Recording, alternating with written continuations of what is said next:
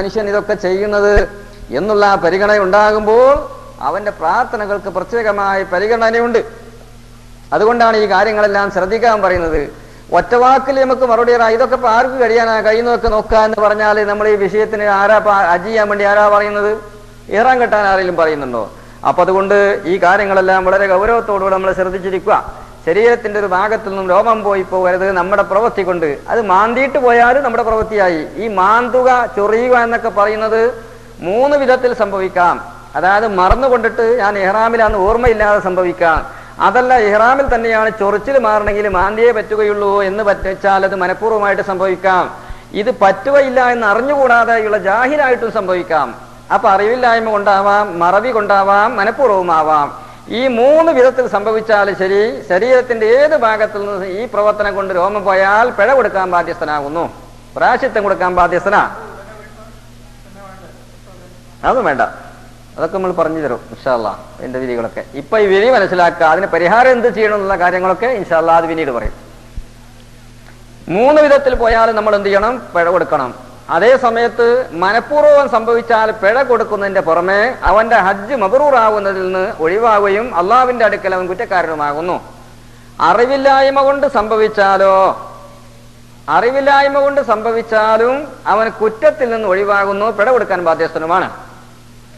മറന്നു സംഭവിച്ചാലോ കുറ്റത്തിൽ നിന്ന് ഒഴിവാകുന്നു, പിഴ കൊടുക്കാൻ ബാധ്യസ്ഥനാകുന്നു. അറിവില്ലായ്മ എന്ന് പറയുന്ന കാര്യത്തെ സംബന്ധിച്ച് 2 ജാതി അറിവില്ലായ്മകളുണ്ട്. ജാഹില്, മുഖസ്സിറായ ജാഹില്, മഅ്ദൂറായ ജാഹില്. മുഖസ്സിറായ ജാഹിൽ എന്ന് പറഞ്ഞാല് അവന്റെ പോരായ്മ കൊണ്ടും അവന്റെ കൊള്ളരുതായ്മ കൊണ്ടും ശ്രദ്ധ കുറവ് കൊണ്ടും അവന്റെ വീഴ്ച കൊണ്ടും അവൻ പഠിച്ചില്ല. ഇതാണ് മുഖസ്സിറായ ജാഹില്. പഠിക്കാനുള്ള വേദികളും അതിന്റെ മാധ്യമങ്ങളും ഒന്നല്ലെങ്കിൽ മറ്റൊരു വിധത്തിലായി അവനക്ക് ലഭിച്ചു, പക്ഷെ ഉപയോഗപ്പെടുത്തിയില്ല.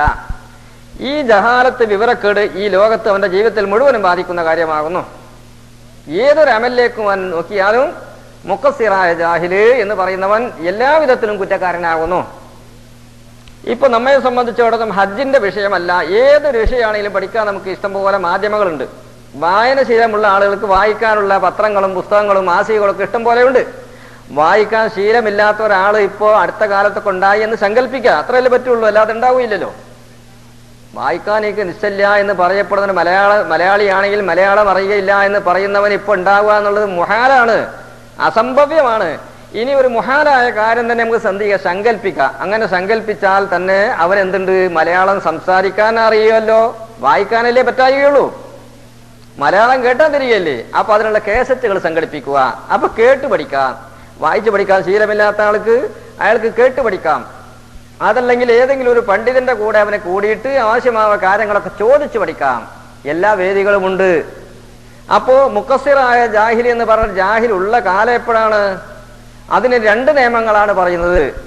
അതായത് പിന്നെ മുഖസ്സിറായിരിക്കുന്ന ജാഹിലിന്റെ നേരെ ഓപ്പോസിറ്റുള്ള മഅ്ദൂറായ ജാഹിൽ. അപ്പൊ മുഖസ്സിറായ ജാഹിൽ ഇല്ല എന്ന് ആരാ പറയുന്നത്? മഹാനായിരിക്കുന്ന ഇമാം നവവി റളിയല്ലാഹു അൻഹു പറയാണ്, ഈ കാലഘട്ടത്തിൽ മുഖസ്സിറായ ജാഹിലില്ലാന്ന്. ഏത് കാലഘട്ടം? ഈ പറയുന്ന 2003 തുടക്കത്തിലല്ല പറയുന്നത്, 800 വർഷങ്ങൾക്ക് മുമ്പ് മുഖസ്സിറായ ജാഹിലില്ലാന്ന്. ഇമാം നവവി റളിയല്ലാഹു അൻഹുവിന്റെ കാലത്തിന്റെ ഏകദേശമുള്ള പഴക്കമാണ് ഞാൻ പറയുന്നത്. 800ഓളം വരുന്നതായിരിക്കുന്ന കാലഘട്ടത്തില് മുഖസ്സിറായ ജാഹിലാണ്, മഅ്ദൂറായ ജാഹിലില്ല.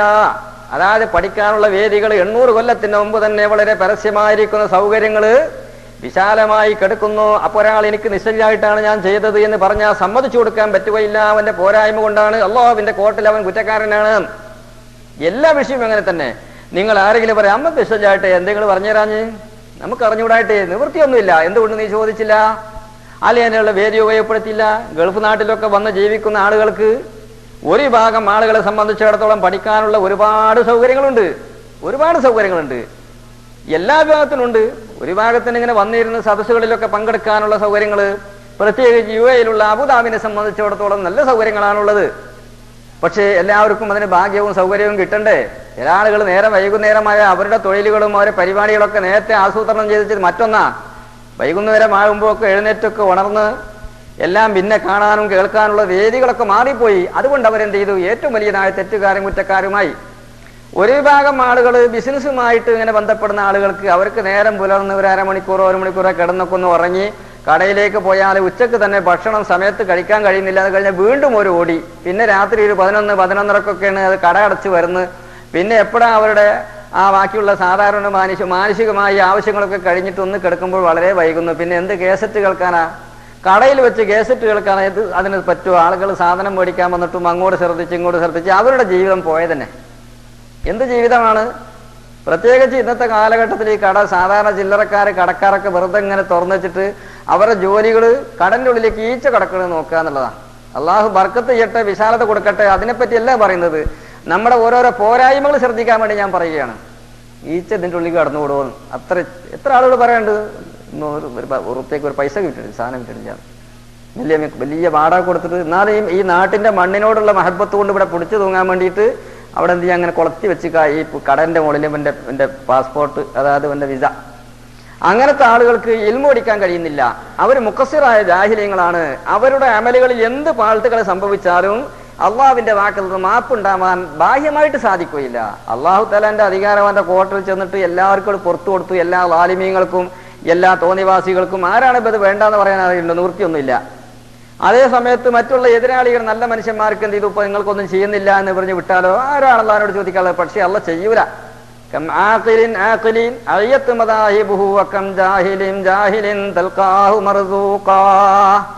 അള്ളാഹു അത് ചെയ്യുകയില്ല. അള്ളാഹു ആദിലാണ്, അവൻ നീതിമാനാണ്.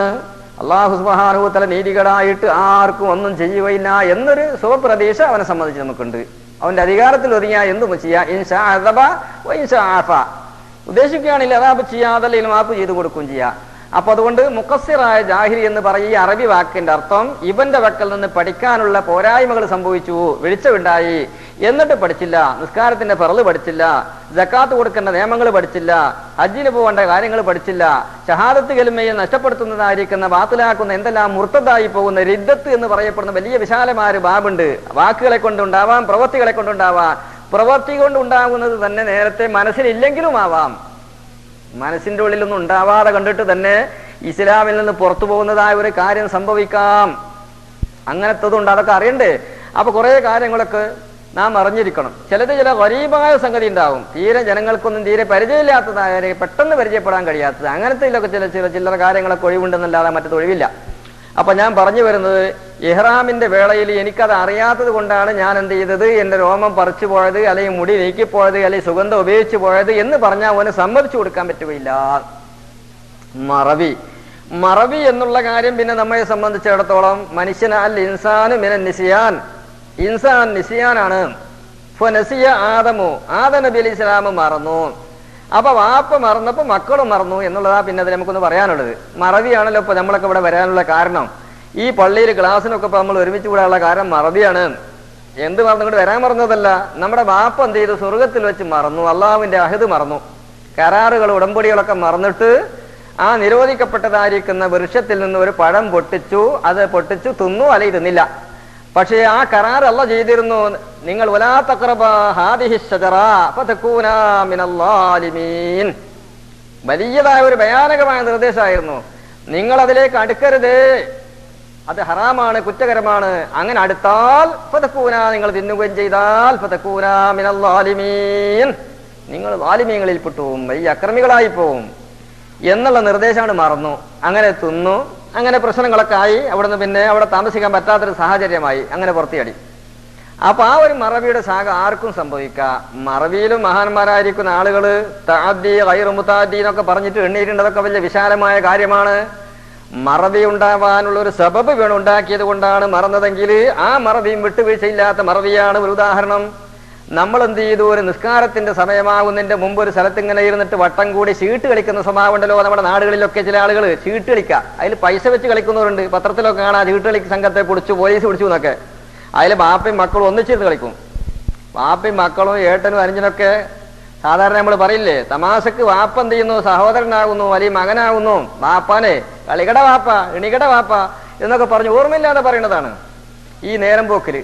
അങ്ങനെ കളിക്കാൻ ഇരുന്നിട്ട് എന്ത് ചെയ്തു, ലുഹറിന്റെ ശേഷമായിട്ട് അല്ലെങ്കിൽ ഒരു 10 മണിക്ക് കളിക്കാൻ വേണ്ടി ഇരുന്നു.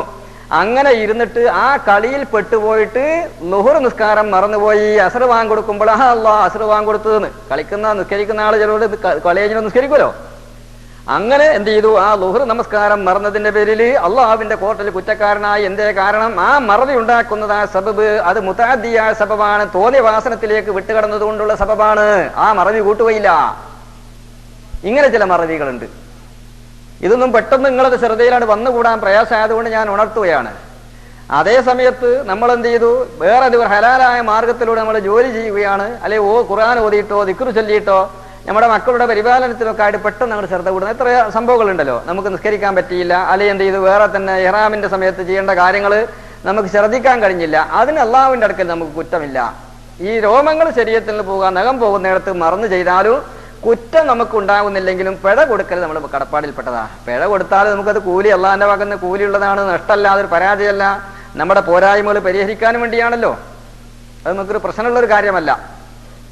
അപ്പൊ മറവിൻ രണ്ട് ജാതിയുണ്ട്. മഅ്ദൂറായ ജാഹില് എന്ന് പറഞ്ഞു, അതായത് പ്രതിബന്ധമുണ്ടായ ഒരു വിവരദോഷമാണ്. എന്താണ് മഅ്ദൂറായ ജാഹില്? മഅ്ദൂറായ ജാഹിൽ ഇപ്പൊ ഇസ്ലാമിലേക്ക് ഇങ്ങോട്ട് കടന്നു വന്നതാ. ഷഹാദത്ത് കലിമ ചൊല്ലിയിട്ട് ഇങ്ങോട്ട് വന്ന ആളാവുന്നു. ആ മനുഷ്യൻ നിസ്കരിക്കുന്ന സമയത്ത് എന്തെങ്കിലും പോരായ്മകളൊക്കെ സംഭവിച്ചിട്ട് കുറെയൊക്കെ പറഞ്ഞു കൊടുത്തു, കുറെ കാര്യങ്ങൾ മുഴുവനാക്കാൻ കഴിഞ്ഞില്ല. അപ്പോൾ നിസ്കാരം കളാവുന്നു കണ്ടപ്പോ നിർബന്ധമായ കാര്യങ്ങളൊക്കെ പറഞ്ഞെങ്കിലും വേണ്ടതുപോലെ അവനിൽ നിന്ന് പൂർണ്ണമാക്കാൻ കഴിയാത്ത വല്ല വിവരദോഷങ്ങളൊക്കെ ഉണ്ടെങ്കിൽ അവനക്ക് മാപ്പാക്കപ്പെടും. കാരണം പഠിക്കാൻ വേദി ഉണ്ടായില്ലല്ലോ, സമയങ്ങൾ കിട്ടിയില്ലല്ലോ. പിന്നെ രണ്ടാമത്തതായിരിക്കുന്ന മഅ്ദൂറ ജാഹിലി എന്ന് പറഞ്ഞാൽ ഇവൻ താമസിക്കുന്ന രാജ്യങ്ങളിൽ ഒരു മാധ്യമങ്ങളും പഠിക്കാനില്ല. അവൻ എന്ത് ചെയ്യുന്നതാണ്? താമസിക്കുന്നത് ഫിൽ ബാദിയ, മലയോരങ്ങളിലാണ് താമസിക്കുന്നത്, കാട് പ്രദേശങ്ങളിൽ. ആ വീരപ്പന്റെ കൂടെ താമസിക്കുന്നത് വെച്ചോളികള്. വീരപ്പം വിവരമുള്ള ആളും മൊയ്യൊന്നുമല്ല എന്ന് പറഞ്ഞാൽ അതുപോലെ ഒരു കാടാണ് ഇവന്റെ അത്താണിയൻ. അവിടെ ആരെങ്കിലും ചെന്ന് പഠിപ്പിച്ചു കൊടുക്കാണ്ടോ? കേസറ്റ് കൊടുത്തേക്കാണ്ടോ?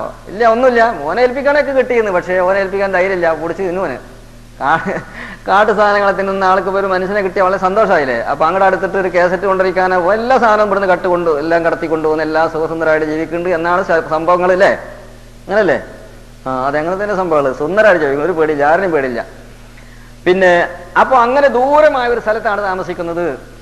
അയാൾക്ക് കേസറ്റ് കിട്ടാനോ പത്രം കിട്ടാനോ അല്ലെങ്കിൽ വേറെ പുസ്തകങ്ങൾ വായിക്കാനോ അല്ലെങ്കിൽ ഒരു പണ്ഡിതനെ കൊള്ള ബന്ധപ്പെടാനോ ഒരു യാതൊരു നിർവാഹങ്ങളുമില്ല. അയാൾക്ക് വല്ല വിവരക്കേടുകൾ സംഭവിച്ചിട്ട് വല്ലതും അങ്ങനെ സംഭവിച്ചാൽ അയാൾക്ക് മാപ്പുണ്ട്. അതാണ് മഅ്ദൂറ ജാഹില്.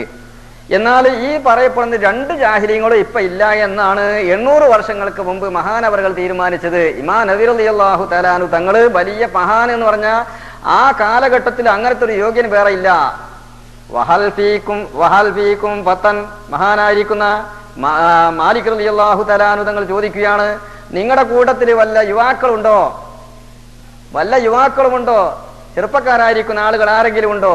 അതിന് മറുപടി പറഞ്ഞത് റജുലുൻ മിനൽ കിറാമി ഇൻദനാ, നമ്മുടെ അരികിൽ ഒരു മഹാനായിരിക്കുന്ന ആളുണ്ട് എന്നതിന് മറുവശമായ ഒരു പദ്യത്തിലൂടെ അതാ മറുപടി പറയുന്നു. അത് ആരാണ്? ഇമാം നദീർ റളിയല്ലാഹു തആല അൻഹു തങ്ങളാകുന്നു.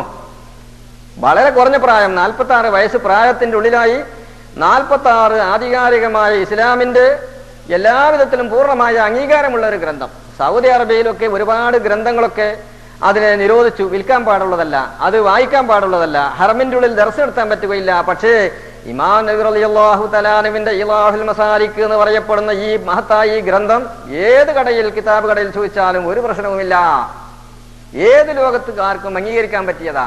അങ്ങനത്തെ വിശാലമായിരിക്കുന്ന ഒരു പണ്ഡിതനെ ലോകം മുഴുവനും അംഗീകരിച്ചു. യാതൊരു ഖിലാഫുകളും അതിലില്ല. മുസ്ലിമീങ്ങളും മുഅ്മിനീങ്ങളുമായ ആളുകൾക്ക് യാതൊരു ഖിലാഫ്, മുനാഫിക്കുകളുടെ ഖിലാഫ് നമുക്ക് നോക്കേണ്ട ആവശ്യമില്ല. അതുകൊണ്ട് അവരാണ് പറയുന്നത്. അപ്പൊ എനിക്ക് നിശ്ചയമായിട്ടേ ഞാൻ അങ്ങനെ ചെയ്തത് എന്ന് പറഞ്ഞതിന്റെ അർത്ഥം ഞാൻ പഠിച്ചില്ല എന്നാ. എനിക്ക് പഠിച്ചില്ല, പഠിക്കാൻ പറ്റിയില്ല. നമ്മൾക്കൊക്കെ പലതും പറയാണ്ട്, ക്ലാസ്സിന് വരാൻ പറ്റിയില്ല, വേണ്ട, നമ്മളെ കൊണ്ട് പറയണമൊക്കെ നമ്മൾ പറഞ്ഞു തരും. പറയാൻ പറ്റുന്ന സ്ഥലത്തൊക്കെ എല്ലാവരെയും ഒറ്റക്ക് കൊണ്ടുപോയിട്ട് ഇങ്ങനെ സ്വകാര്യം പറയേണ്ട ഒരു വിഷയമല്ലല്ലോ ഇത്.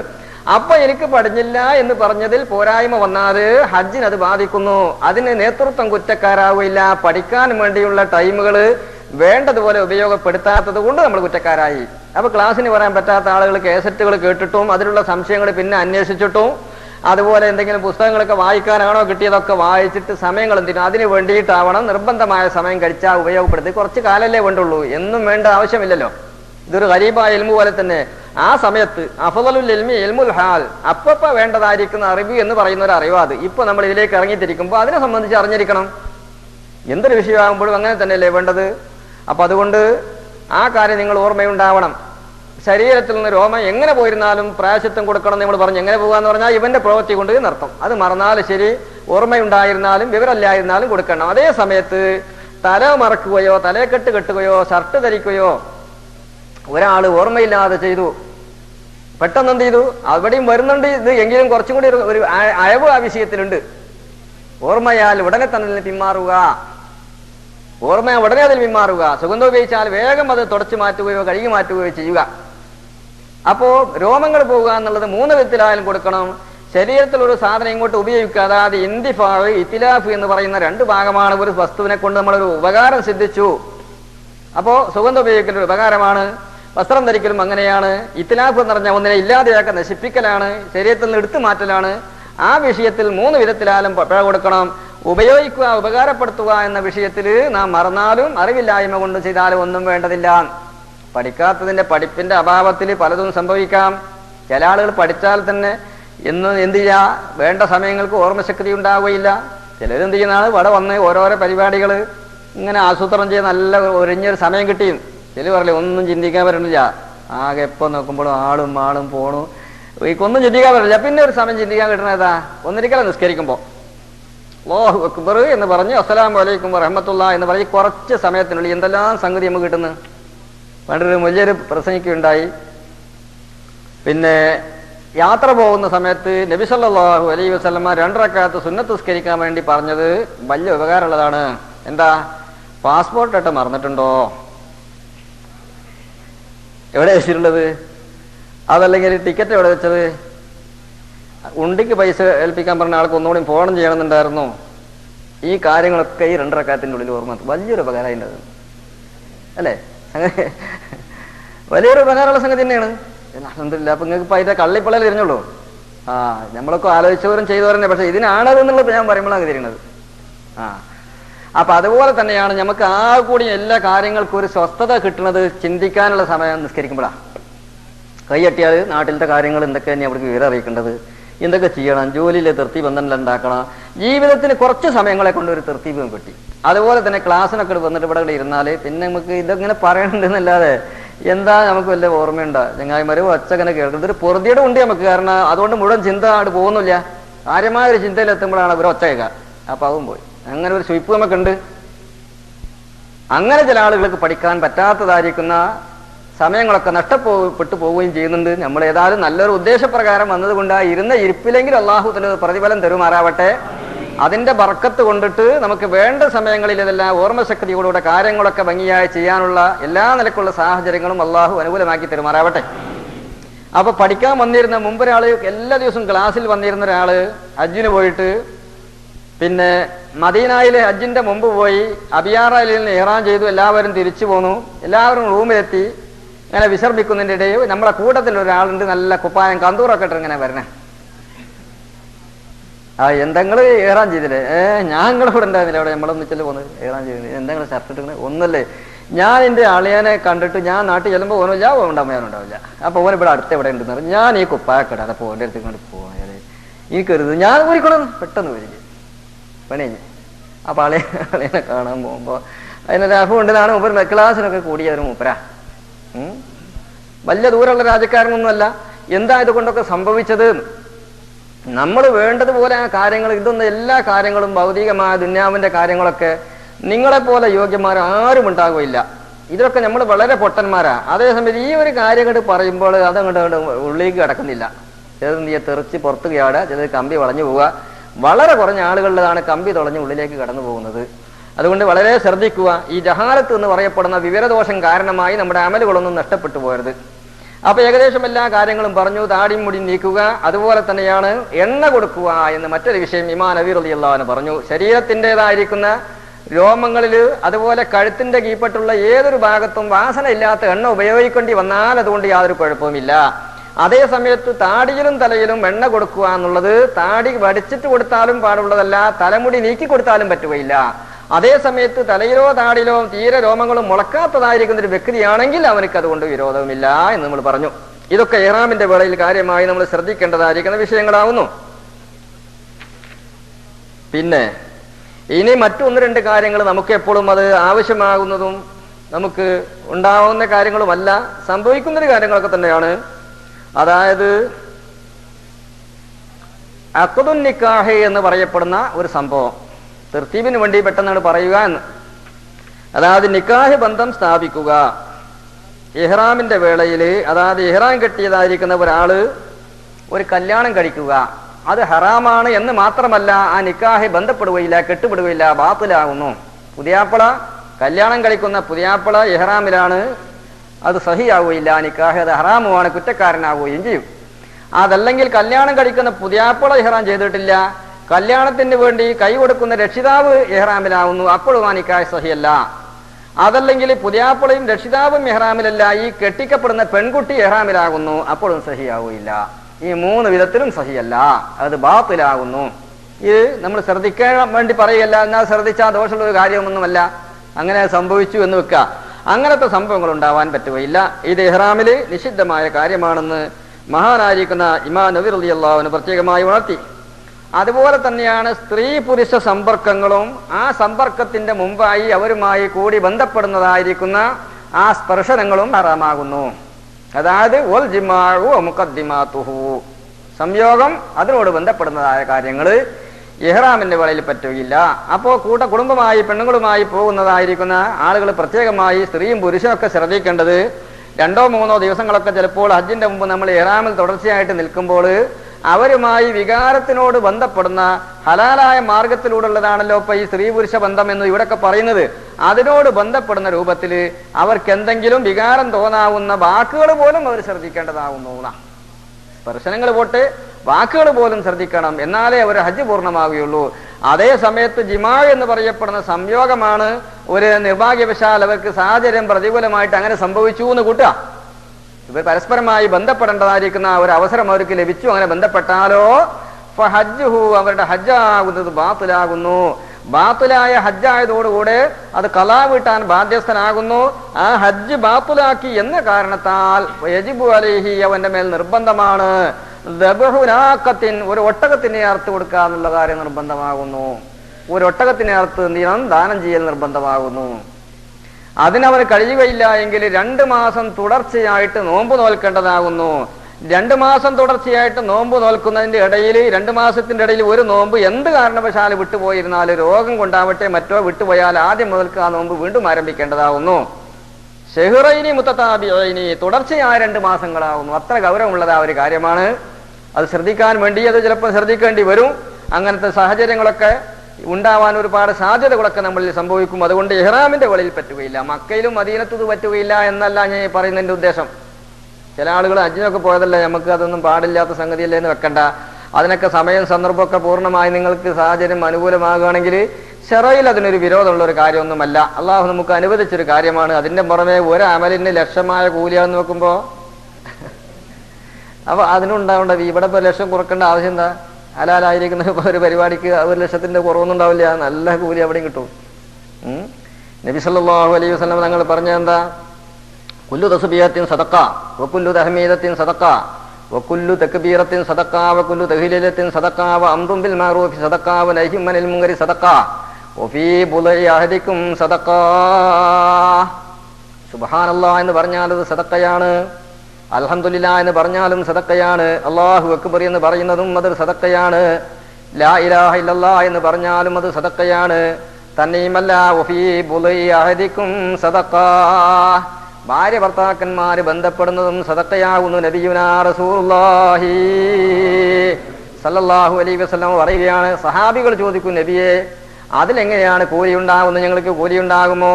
നബി തങ്ങൾ ചോദിക്കുന്നു, ഞാൻ നിങ്ങളോട് ചോദിക്കട്ടെ, നിങ്ങൾക്ക് അല്ലാഹു തആല അനുവദിച്ചിരുന്ന ഹലാലായ ഒരു ഭാര്യയുടെ അടുക്കൽ പോകുന്നതിന് പകരമായി ഒരു അന്യതായിരിക്കുന്ന ഒരു പെണ്ണുമായി അവിധമായ ബന്ധത്തിൽ പോയാൽ കുറ്റമുണ്ടാകുമോ? സഹാബികളെ എല്ലാവരും ഒരേ ഒറ്റ ശബ്ദത്തിൽ പറഞ്ഞു, കുറ്റമുണ്ടാകുന്ന വലിയ മാരകമായ കുറ്റമാണ് എന്ന് പറഞ്ഞപ്പോൾ ആ കുറ്റത്തിന് പകരമായി അള്ളാഹു അനുവദിച്ചതായ ഒരു ഭാഗത്തിൽ നിങ്ങളുടെ കാര്യങ്ങൾ നിർവഹിച്ചത് കൊണ്ട് നിങ്ങൾക്ക് കൂലി ഉണ്ടാകുമെന്ന് നബിയുനാ റസൂലുള്ളാഹി സല്ലല്ലാഹു അലൈഹി വസല്ലമ. ഞാൻ ഈ കാര്യത്തിന് വേണ്ടി നിങ്ങളെ പ്രോത്സാഹിപ്പിക്കുകയല്ല, കുറ്റത്തിന് നിങ്ങൾ പേടിക്കേണ്ടതില്ല.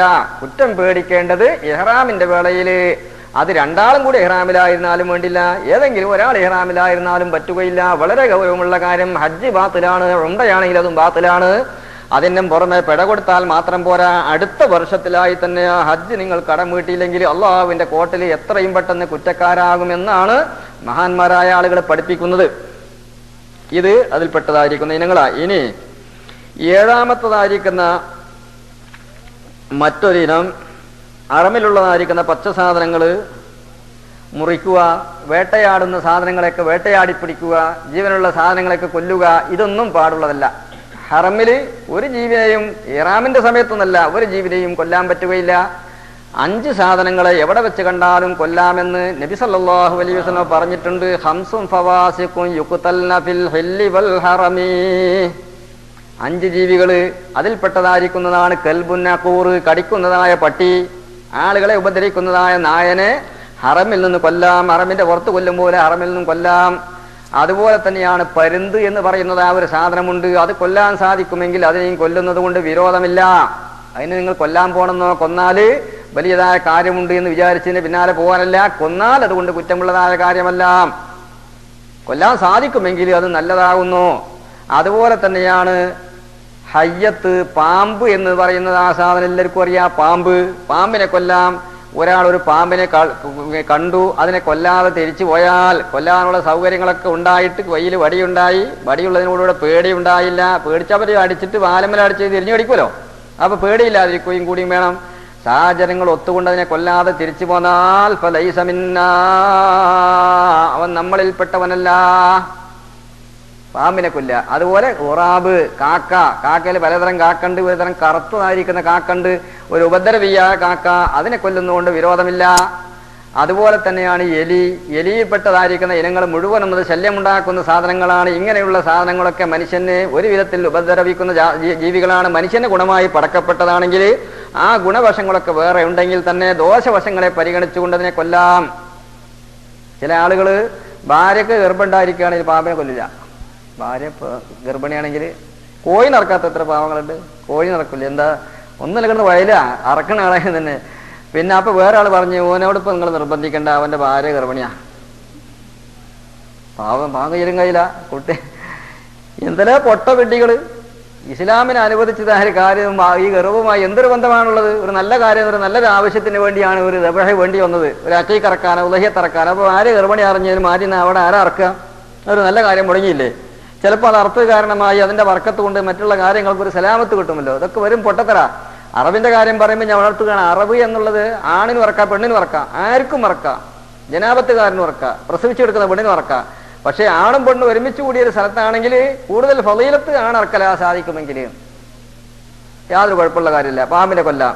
പാമ്പിനെ കണ്ടിട്ട് തിരിച്ചു വരാം. പെണ്ണ് ഗർഭിണി അറിഞ്ഞിട്ട് ഈ ആദ്യം പൊട്ട എന്തൊക്കെ നിനക്ക് പലയിടത്ത് നാട്ടിൽ നിന്നൊക്കെ ചില ഈ സ്വഭാവങ്ങളൊക്കെ കാണാം. ചില സ്ത്രീകൾ പ്രസവിച്ച വീട്ടിൽ നിന്ന് പുരുഷന്മാർ ഭക്ഷണം കഴിക്കില്ല. എങ്ങനെ ഇപ്പൊ ഇത് സംഭവം ഉണ്ടാകുന്നു ഇവർ ചിന്തിക്കണില്ല. എന്താണ് ഇവിടെ ഞാൻ ഭക്ഷണം കഴിക്കാതിരിക്കാൻ നടന്ന സംഭവത്തിന് ഞാൻ ഇതുകൂടി എന്ത് ബന്ധാ? ആ കാര്യങ്ങളൊന്നും അന്വേഷിക്കണില്ല. ഇവർക്ക് അവിടുന്ന് വാസന പറ്റുന്നില്ല. ഈ പെണ്ണ് പ്രസവിച്ചപ്പോൾ ആകെ വാസന കഴിയും. നിങ്ങൾ ദേശം വിളിക്കൊന്നും വേണ്ട, വാസനൊക്കെ ഉണ്ടാവും. അങ്ങനത്തെ കാര്യമാണല്ലോ അപ്പൊ അത്. അതൊക്കെ യാതൊരു പൊട്ട ജീവിതം എന്നല്ലാതെ യാതൊരു കഴിമ്പും അതിലില്ല. പെണ്ണ് പ്രസവിച്ച ആ പെണ്ണിന്റെ പ്രസവിച്ചു പോകുന്ന ആ രക്തപാത്രത്തിൽ കൂടി ചോദിച്ചോ, ഭക്ഷണത്തിൽ ചോദിച്ചോ, അതുകൂടി യാതൊരു ബന്ധവുമില്ല. അതൊക്കെ ചില ശരീരപ്രകൃതിയോട് ചില വെറുപ്പുകളും അറപ്പുകളൊക്കെ ഉണ്ടാവാം. പക്ഷെ അത് കഴിയുന്നത് മാറ്റിയെടുക്കാൻ വേണ്ടത് നല്ല സ്വഭാവമല്ല. അതൊക്കെ നമ്മൾ മുമ്പ് പറഞ്ഞ ഹൈലുണ്ടാകുന്ന സമയത്ത് മറ്റൊരു വീടുണ്ടാക്കിയിട്ട് പാർപ്പിച്ച് വേറെ പാത്രം വെച്ചു വേറെ ഭക്ഷണം നൽകിയിരുന്നത് ആ ഒരു സ്വഭാവക്കാരുണ്ടായിരുന്നു അമുസ്ലിമീങ്ങളായ ആളുകൾ. ഇസ്ലാമികമായ ആ നിയമങ്ങൾ ഉൾക്കൊള്ളുന്ന ആളുകൾക്ക് അതൊക്കെ ആ സ്വഭാവങ്ങളൊക്കെ മാറ്റിയെടുക്കണം. അപ്പൊ ഏതായിരുന്നാലും ഈ പറയപ്പെട്ട 5 ജീവികൾ ഒഴിച്ച് ബാക്കിയുള്ളതല്ല നമുക്ക് എന്ത് ചെയ്യാം, അവിടെ വെച്ച് മനഃപൂർവ്വം കൊല്ലാൻ പറ്റുകയില്ല. അതേസമയത്ത് ഉറുമ്പിനെ കൊല്ലാൻ പറ്റുമോ എന്നാണ് അതിന് ചോദ്യമുള്ളത്. ഉറുമ്പിന്റെ ശല്യങ്ങൾ കൂടുതലായിട്ട് ഒരു നിലക്കും രക്ഷപ്പെടാൻ സാധ്യല്ലെങ്കിൽ നമ്മുടെ രക്ഷയ്ക്ക് വേണ്ടിയിട്ട് എന്ത് ചെയ്യുക, അതിന്റെ കടി പ്രതിരോധിക്കാൻ വേണ്ടി വല്ലതും ചെയ്യുക. മനഃപൂർവ്വമായിട്ട് ഒരു ഉറുമ്പിനെ പോലും കൊല്ലാൻ പറ്റുകയില്ല. അതിനൊക്കെ ചില പിഴകളൊക്കെ കൊടുക്കാനുള്ള കടപ്പാടുകളൊക്കെ ഉണ്ട്. അതെല്ലാം ഇൻഷാ അല്ലാഹ് അവസരോചിതമായി ആവശ്യമാകുമ്പോൾ പറയും. ഇന്ന് ചോദ്യങ്ങളൊന്നും ഇല്ലല്ലോ. ഇന്നലെ ഒരാള് എന്തോ ചോദിച്ചെന്ന്. പിന്നെ ഹക്കുൽ മുസ്ലിമി അലൽ മുസ്ലിമി സിത്തുൻ. ആളുകളൊക്കെ കുറവ്. അവിടെ പോയി ആൾക്കാർക്ക് ഹക്കുൽ മുസ്ലിമി അലൽ മുസ്ലിമി സിത്തുൻ അല്ലെ പറഞ്ഞത്. മുസ്ലിമായ ഒരു മനുഷ്യന്റെ മേലിൽ 6 കടപ്പാടുകളുണ്ട്. ആ കന്നൽ പറഞ്ഞല്ലേ.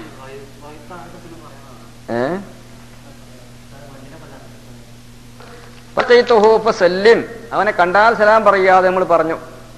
ആ കാര്യങ്ങൾ നമ്മൾ പറഞ്ഞു. ഇനി രണ്ടാമത് ഇതാ ദാക്ക ഫഅജിബുഹു, അവൻ നിന്നെ ക്ഷണിച്ചാൽ നീ അവനക്ക് ഉത്തരം ചെയ്യണം, ക്ഷണം നീ സ്വീകരിക്കണം. പ്രത്യേക പ്രതിബന്ധങ്ങളൊന്നും ഇല്ല എങ്കിൽ, പ്രതിബന്ധം നിനക്ക് ശാരീരികമായ തടസ്സങ്ങൾ, രോഗിയാണ് അങ്ങോട്ട് പോകാൻ കഴിയുകയില്ല, വാഹനം ഉപയോഗപ്പെടുത്താനുള്ള സൗകര്യങ്ങളും ഇല്ല, എന്നാൽ നീ പോവേണ്ടതില്ല. അതല്ലെങ്കിൽ അവിടെ എത്തിയാൽ ഒരുപാട് നിലക്കുള്ള അനിസ്ലാമികമായിരിക്കുന്ന പ്രവർത്തനങ്ങൾ അവിടെ നടക്കുന്നുണ്ട്, അത് കണ്ടു സഹിക്കാൻ നിനക്ക് കഴിയുകയില്ല, എന്നാൽ നീ അവന്റെ ക്ഷണം സ്വീകരിക്കണ്ട, അവൻ ആരായിരുന്നാലും ശരി. ഒരു കല്യാണത്തിന് ഒരാൾ ക്ഷണിച്ചു, അവിടെ പിന്നെ മദ്യപലഹാരങ്ങൾ വിതരണം ചെയ്യുന്നുണ്ട്, ലഹരി പദാർത്ഥങ്ങളാണ് കൂടുതലുള്ളത്, അതിന് അവിടെ സ്ത്രീകളൊക്കെ കൂടുന്ന പാട്ട് കച്ചേരികളും ഗാനമേളകളും പിന്നെ അതുപോലെ മുട്ടും ചെണ്ടയും കോയലൊളിയും എല്ലാം ഉണ്ട്. ഇതൊന്നും അനിശാബികമാണ് എങ്കിൽ അങ്ങോട്ട് പോവേണ്ടതില്ല, ആ ക്ഷണം നീ സ്വീകരിക്കണ്ട.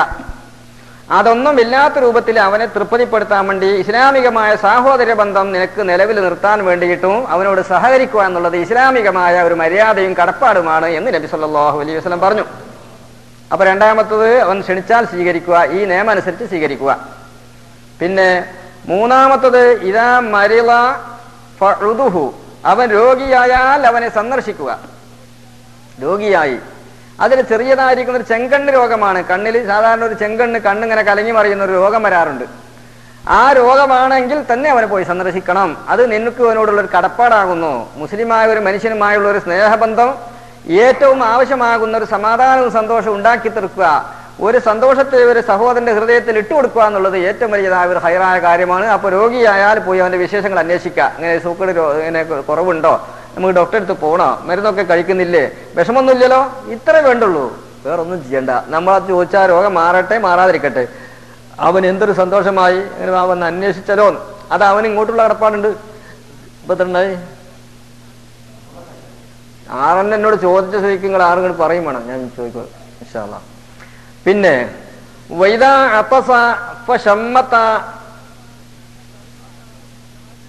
നബി സല്ലല്ലാഹു അലൈഹി വസല്ലം തങ്ങൾ പറയുന്നു വൈദാ അത്തസ ഫഹമിദല്ലാഹ ഫശമ്മിതുഹു, വൈദാ അത്തസ അവൻ തുമ്പിയാല് എന്നിട്ട് ഫഹമിദല്ലാഹ അൽഹംദുലില്ലാ എന്ന് പറയുകയും ചെയ്താൽ ഫശമ്മിതുഹു, അവനക്ക് നീ യർഹമുക്കല്ലാ എന്ന് അവനെ ആശീർവാദിക്കണം.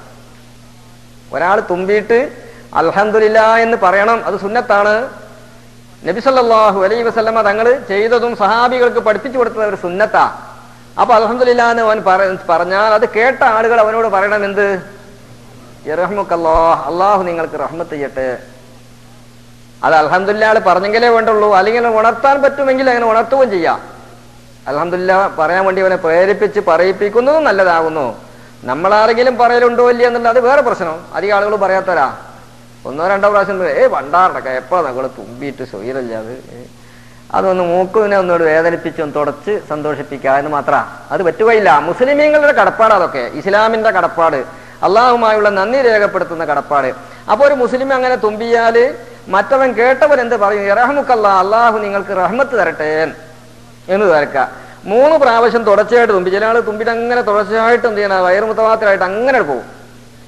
തുമ്പന്നെ പ്രത്യേകിച്ച് ഇവിടെയൊക്കെ ഈ ഇതിന്റെ അലർജി രോഗമുള്ള ആളുകളും വെള്ള സംബന്ധമായ ബുദ്ധിമുട്ടുള്ള ആളുകളൊക്കെ ഒരു തുമ്പുന്ന രോഗം തന്നെ ഇവിടെയൊക്കെ വന്ന ആളുകൾ നാട്ടിൽ ചെന്നാൽ അവർക്ക് ആ രോഗം കാണുകയില്ല. 3 പ്രാവശ്യം തുടർച്ചയായിട്ട് തുമ്പിയാൽ 3 പ്രാവശ്യം അൽഹംദുലില്ലാ എന്ന് പറയുക, അത് കേട്ടാൽ 3 പ്രാവശ്യം യർഹമുക്കല്ലാ എന്ന് പറയുക. 4ാമത് പിന്നെ ഇയാൾ തുമ്പാണെങ്കിലോ ഇയാൾക്ക് ഇതിന് നോക്കിക്കാൻ ഒഴിവുണ്ടോ? അപ്പൊ പറയണത് ഷഫാക്കല്ലാ, അത് അള്ളാഹ് യശ്ഫീക്ക്, അള്ളാഹ് നിങ്ങൾക്ക് ശിഫ തരട്ടെ, എനിക്ക് കഴിയുകയില്ല, അള്ളാഹു തല ശിഫ തരട്ടെ എന്ന് 4ാമത്തെ വട്ടത്തിൽ ശിഫ കൊണ്ട് ദ്വാരക്കുക. അപ്പൊ 3 പ്രാവശ്യത്തിൽ അവനെ തസ്മീത്ത് ചെയ്യുക. എത്ര എണ്ണായി? 4 എണ്ണായി. വൈദസ്തൻ സഹക, നിന്നോട് വല്ല ഗുണം ആവശ്യപ്പെട്ടാൽ, ഉപദേശം തേടിയാല്, അല്ലെങ്കിൽ നന്മ ആവശ്യപ്പെട്ടാൽ, നിന്റെ കഴിവിൽപ്പെട്ടതും അറിവിൽപ്പെട്ടതും അവനെ ഉപദേശിക്കുകയോ അവനക്ക് നന്മ കൊണ്ട് സഹകരിക്കുകയോ ചെയ്യുക. ഇത് ഹഖുൽ മുസ്ലിം അലൽ മുസ്ലിം ആകുന്നു. നബിയുനാ റസൂലുള്ളാഹി സല്ലല്ലാഹു അലൈഹി വസല്ലമ അവനെ ചതിക്കാനോ അവനെ വഞ്ചിക്കാനോ കുഴിയിൽ ചാടിക്കാനോ വേണ്ടിയല്ല. എന്തെങ്കിലും സഹായം തേടിയാൽ കഴിയുന്നത് അവനെ സഹായിക്കുക സാധിക്കുമെങ്കിൽ, അതല്ലെങ്കിൽ ഉപദേശം തേടിയാൽ അവനെ ഉപദേശം ചെയ്യുക, അഭിപ്രായങ്ങൾ അന്വേഷിച്ചാൽ പറഞ്ഞു കൊടുക്കുക, ഇതൊക്കെ ആ നസീഹത്തിൽപ്പെട്ടതാ. പിന്നെ 6ാമത്തത് ഇദാ മാത ഫത്തബിഉഹു ഔ കമാ ഖാല റസൂലുള്ളാഹി സ്വല്ലല്ലാഹു അലൈഹി വസല്ലം, അവൻ മരിച്ചാൽ ആ മരിച്ച വീട്ടിൽ പോയി അവന് വേണ്ടുന്നതായ കടമകൾ, പ്രാഥമികമായ മര്യാദകളും അവന്റെ മരണാനന്തര ചടങ്ങിൽ വേണ്ടതെല്ലാം ചെയ്ത് അവന്റെ പിന്നാലെ പോവുക, അവനെ മറവ് ചെയ്യാൻ വേണ്ടി അവന്റെ പിന്നാലെ പോവുക എന്നുള്ളത് ഇസ്ലാമികമായ കടപ്പാടിൽപ്പെട്ടതാകുന്നു. നബിയുനാ റസൂലുള്ളാഹി സല്ലല്ലാഹു അലൈഹി വസല്ലമ. ആ വീട്ടിൽ പോയാൽ മാത്രം പോരാ, സാധിക്കുമെങ്കിൽ അവന്റെ പിന്നാലെ പോവുക. ഇന്നല്ലെങ്കിൽ നാളെ അവനെ കൊണ്ടുപോകുന്നത് പോലെയുള്ള കൊണ്ടുപോകുന്നതിനെയും കൊണ്ടുപോകുന്നതാണ്. യുനാദൂന ഖൽഫന്നാശി മല്ലായുജീബുഹും വഖദ് കുന്തു ഫിദ്ദുൻയാ സരിയൽ ഇജാബത്തി. അങ്ങനെ കൊണ്ടുപോകുമ്പോൾ അവന്റെ പിന്നാലെ പോവുക, അവന്റെ മയ്യത്ത് നിസ്കാരത്തിൽ പങ്കെടുക്കുക. നാട്ടിലൊക്കെ കുറെ ചില സ്ഥലങ്ങളിലൊക്കെ പോയാൽ കാണാം, അധികവും മയ്യത്ത് നിസ്കാരത്തിന് പങ്കെടുക്കാത്ത കുറെ മരിച്ചു കൊടുത്തു വന്ന ആളുകൾ മയ്യത്തിന്റെ പിന്നാലെ വന്ന് കാണാം. വളരെ പൊട്ടത്തരവും വെടിത്തരങ്ങളും പോരാത്തരവുമാകുന്നു. അന്തസ്സിനും അഭിമാനത്തിനും യോജിച്ചതല്ല. ഈ കൂട്ടത്തിൽ ആർക്കെങ്കിലും അങ്ങനെ സംഭവിച്ചിട്ടുണ്ടെങ്കിൽ അത് മാറ്റി എഴുതണം. ചില ഓടിപ്പോവുക, കബർ എന്തായിക്കണെന്ന് നോക്കാനാ.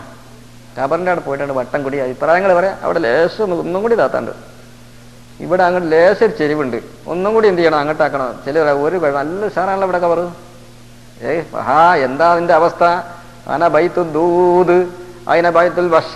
നബി സല്ലല്ലാഹു അലൈഹി വസല്ലമ ആ വീടിനെ കുറിച്ചൊക്കെ പറഞ്ഞത് അലദ്ദൂദുൽ ഹുദൂദ വഗാസ ഫീഹാ അകൂലൽ ലിൽ ബഹിയാതി തിറാബി. ഏറ്റവും പേടിക്കപ്പെടേണ്ടതായിരിക്കുന്ന വീടാണ്. ആ വീടിന്റെ ഇതിലൊക്കെ ഒന്ന് പോയി നോക്കിയിട്ട് എന്തെങ്കിലും ഹൃദയത്തിലൊരു പേടി ഉൾക്കൊള്ളുന്ന മനുഷ്യനാണ് പിന്നെ മയ്യത്ത് നിസ്കരിക്കാൻ വരാതിരിക്കോ? ഇല്ല.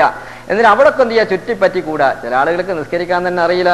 ഗൾഫ് നാട്ടിലൊക്കെ ജീവിക്കുന്ന ആളിലൂടെ ഈ പൊട്ടന്മാര് ഒരു സ്ഥലത്ത് നിസ്കരിക്കാൻ കൂടി നോക്കുമ്പോ കയ്യിൽ നല്ലൊരു സംഘടന, ആളൊരു സംഘടനക്കാരനാ, കയ്യിൽ പത്രം ഉണ്ട് വിൽക്കാൻ കൊണ്ടു നടക്കുക. ഒരു സംഘടനയുടെ പുസ്തകം വിൽക്കാൻ കൊണ്ടു നടക്കുന്ന നല്ല പ്രവർത്തകനാ. താടിയുണ്ട്, മുടിയുണ്ട്, തലയെക്കൊട്ടൊക്കെ ഉണ്ട്. പക്ഷേ വിവരം വേണ്ടേ? ഇന്റെ വിവരത്തിന്റെ കുറവ് ആണെങ്കിൽ ഇന്നെ പോലത്തെ ഒരാളെ കണ്ടെങ്കിലല്ലേ അറിയുള്ളൂ. ഇപ്പൊ നിങ്ങൾ വരില്ലല്ലോ എന്റെ വിവരക്കുറവ്. എല്ലാവർക്കും ഉണ്ട് വിവരക്കുറവുകള്, എല്ലാ വേദികളുണ്ട്. വലിയ ഒരു സംഘടന ആയതുകൊണ്ട് വിവരം ഉണ്ടായിക്കൊള്ളുന്നില്ല. മയ്യത്ത് നിസ്കാരത്തിന് കൂടി അപ്പോ വന്നത് മൂന്നാമത്തെ തക്ബീർ, 2 തക്ബീർ കഴിഞ്ഞിട്ട് മൂന്നാമത്തെ തക്ബീറിൽ വന്നുകൂടി. അപ്പൊ ഇനി 2 തക്ബീർ കഴിഞ്ഞാല് എന്നെ മുമ്പിൽ നിസ്കരിക്കുന്ന ആളുകൾക്ക് 4 തക്ബീറായി. മയ്യത്ത് നിസ്കാരത്തിന് എത്ര തക്ബീറായി? 7 4 തക്ബീർ അല്ലേ? ഉറപ്പല്ലേ? 2 കഴിഞ്ഞ് മൂന്നാമത്തെ ആള്. അപ്പൊ ഈ ഇമാമിനും പിന്നിൽ ആദ്യം തുടർന്ന ആളുകൾക്ക് 4 തക്ബീർ കഴിഞ്ഞ് സലാം വിട്ടി. ഈ ബേക്കിൽ വന്ന നമ്മുടെ സംഘടനക്കാരുണ്ടല്ലോ, സംഘടനക്കാരന് 2 തക്ബീറായിട്ടുള്ളൂ. മൂപ്പരെന്താ ചെയ്യേണ്ടത്? എന്ത് ചെയ്യണോ നിങ്ങൾ പറയും?